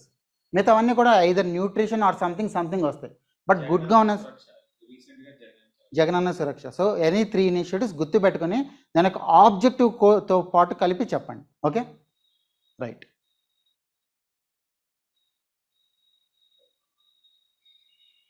Done, అయిపోయినాయి. ఇప్పుడు ఉన్న issues ఇంకా north ఆంధ్రలో ఏమైనా issues ఉన్నాయి అనుకుంటున్నారా? అంటే 2 చిన్న ఇష్యూస్ ఉన్నాయి. లైక్ తాపి ధర్మారావు గారు, హీఈస్ ఫ్రమ్ శ్రీకాకుళం. ఆయన 50th యానివర్సరీ రీసెంట్గా అయింది, 50th యానివర్సరీ. అండ్ బోర్డులో మనకు వచ్చేసరికి సోనీ వుడ్ గారు ఉన్నారు, who is a musician. So literature గురించి అడిగే ఛాన్సెస్ ఉన్నాయి అక్కడ. తాపి ధర్మారావు గారి గురించి చూసుకుని వెళ్ళండి. అలాంటి చిన్న ఇష్యూస్ ఉన్నాయి, బట్ మేజర్ ఇష్యూస్ అన్నీ కవర్ చేశాను. ఇంకా మేజర్ ఇష్యూస్ నార్త్ ఆంధ్రలో ఏమైనా ఉన్నాయనుకుంటున్నారా? నార్త్ ఆంధ్రలో మేజర్ ఇష్యూస్ అండ్ ఎవ్రీ డిస్ట్రిక్ట్లోనూ మీ డిస్ట్రిక్ట్లో heritage sites of ecological and historical importance తెలుసుకుని వెళ్ళండి. 3 మెన్షన్ చేయండి. ఓకే, మ్యాక్సిమం అన్నీ కవర్ చేశాను. బ్యాక్గ్రౌండ్ చెప్పాను, because whenever you need to take a decision you need to know the background, right? And then I have given some questions to ponder upon. కొంచెం ఆలోచించి మీ యొక్క template answers ready చేసుకోండి. మనం కొన్ని discuss చేసాం, మీకు ఇంకొక అభిప్రాయం ఉండొచ్చు, just add over it. And then the third thing, కొన్ని ఫ్యాక్ట్స్ ఇచ్చాను where we need to get the basics right. ఆ 3 కూడా ఖచ్చితంగా తెలుసుకోండి.